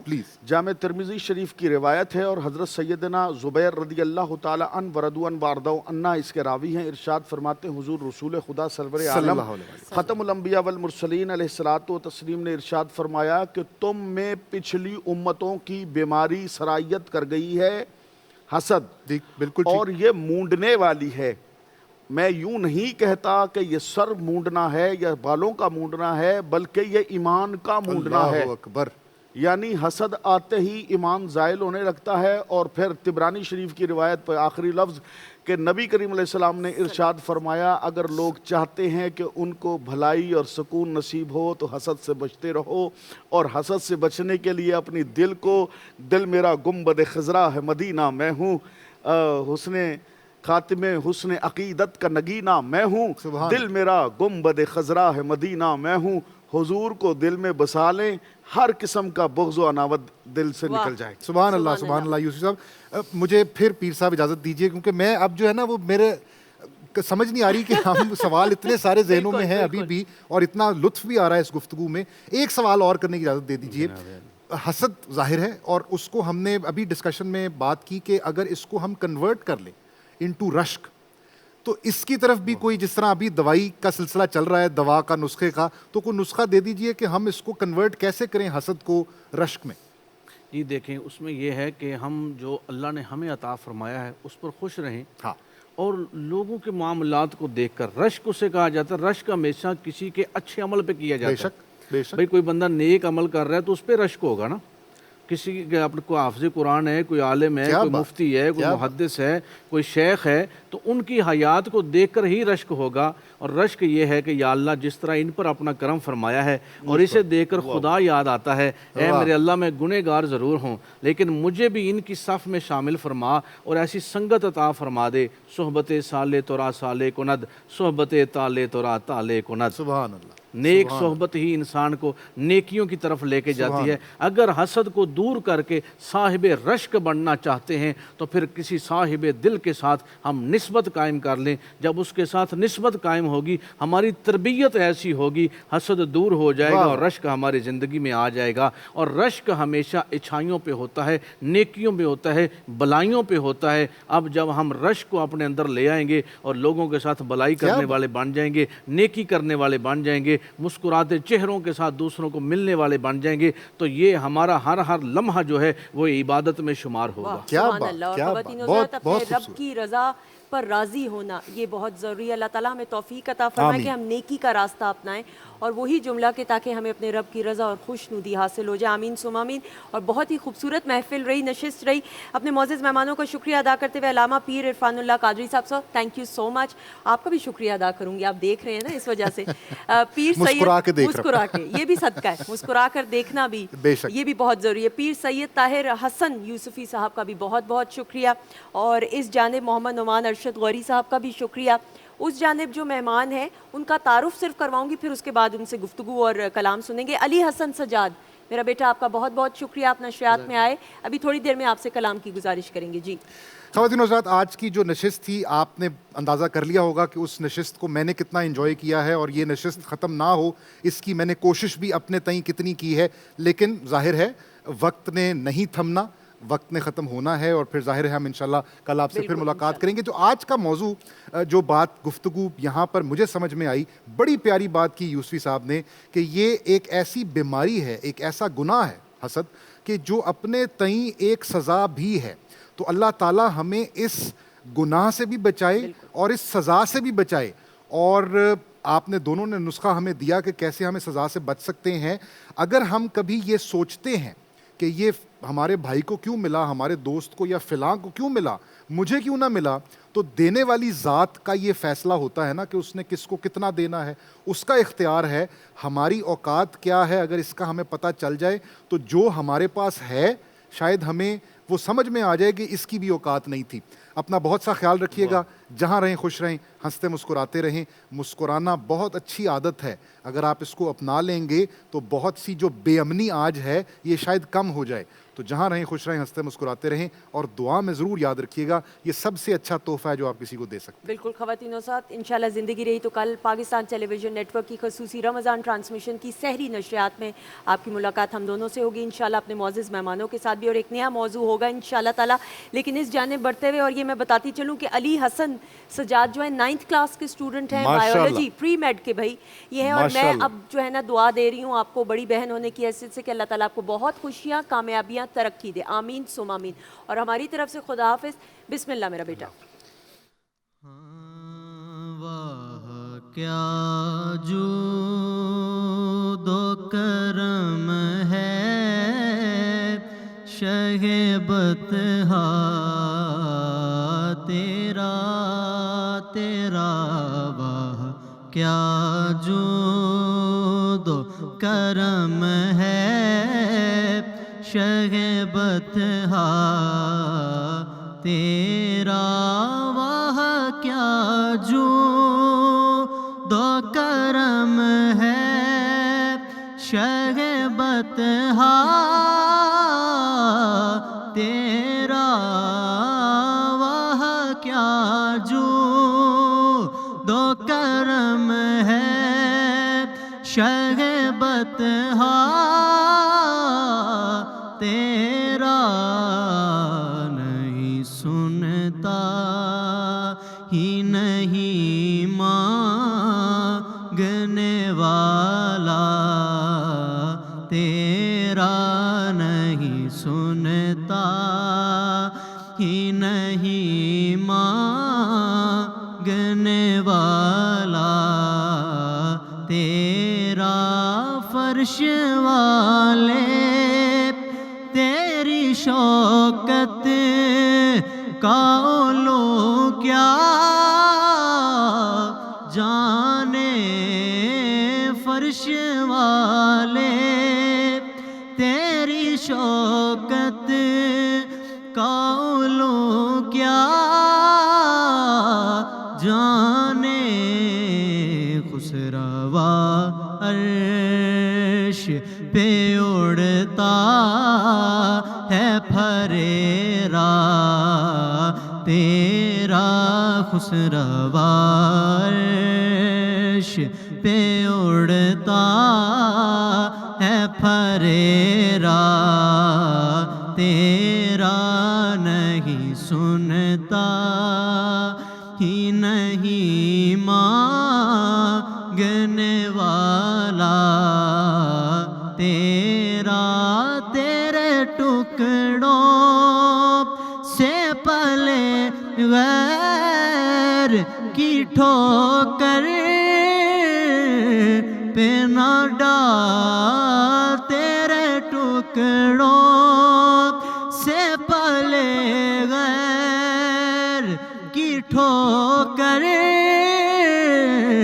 پہ نہ ڈال جھڑکیاں کھائیں کہاں چھوڑ کے صدقہ تیرا جھڑکیاں کھائیں کہاں چھوڑ کے صدقہ تیرا نہیں سنتا ہی نہیں مانگنے والا تیرا میں تو مالک ہی کہوں گا کہ ہو مالک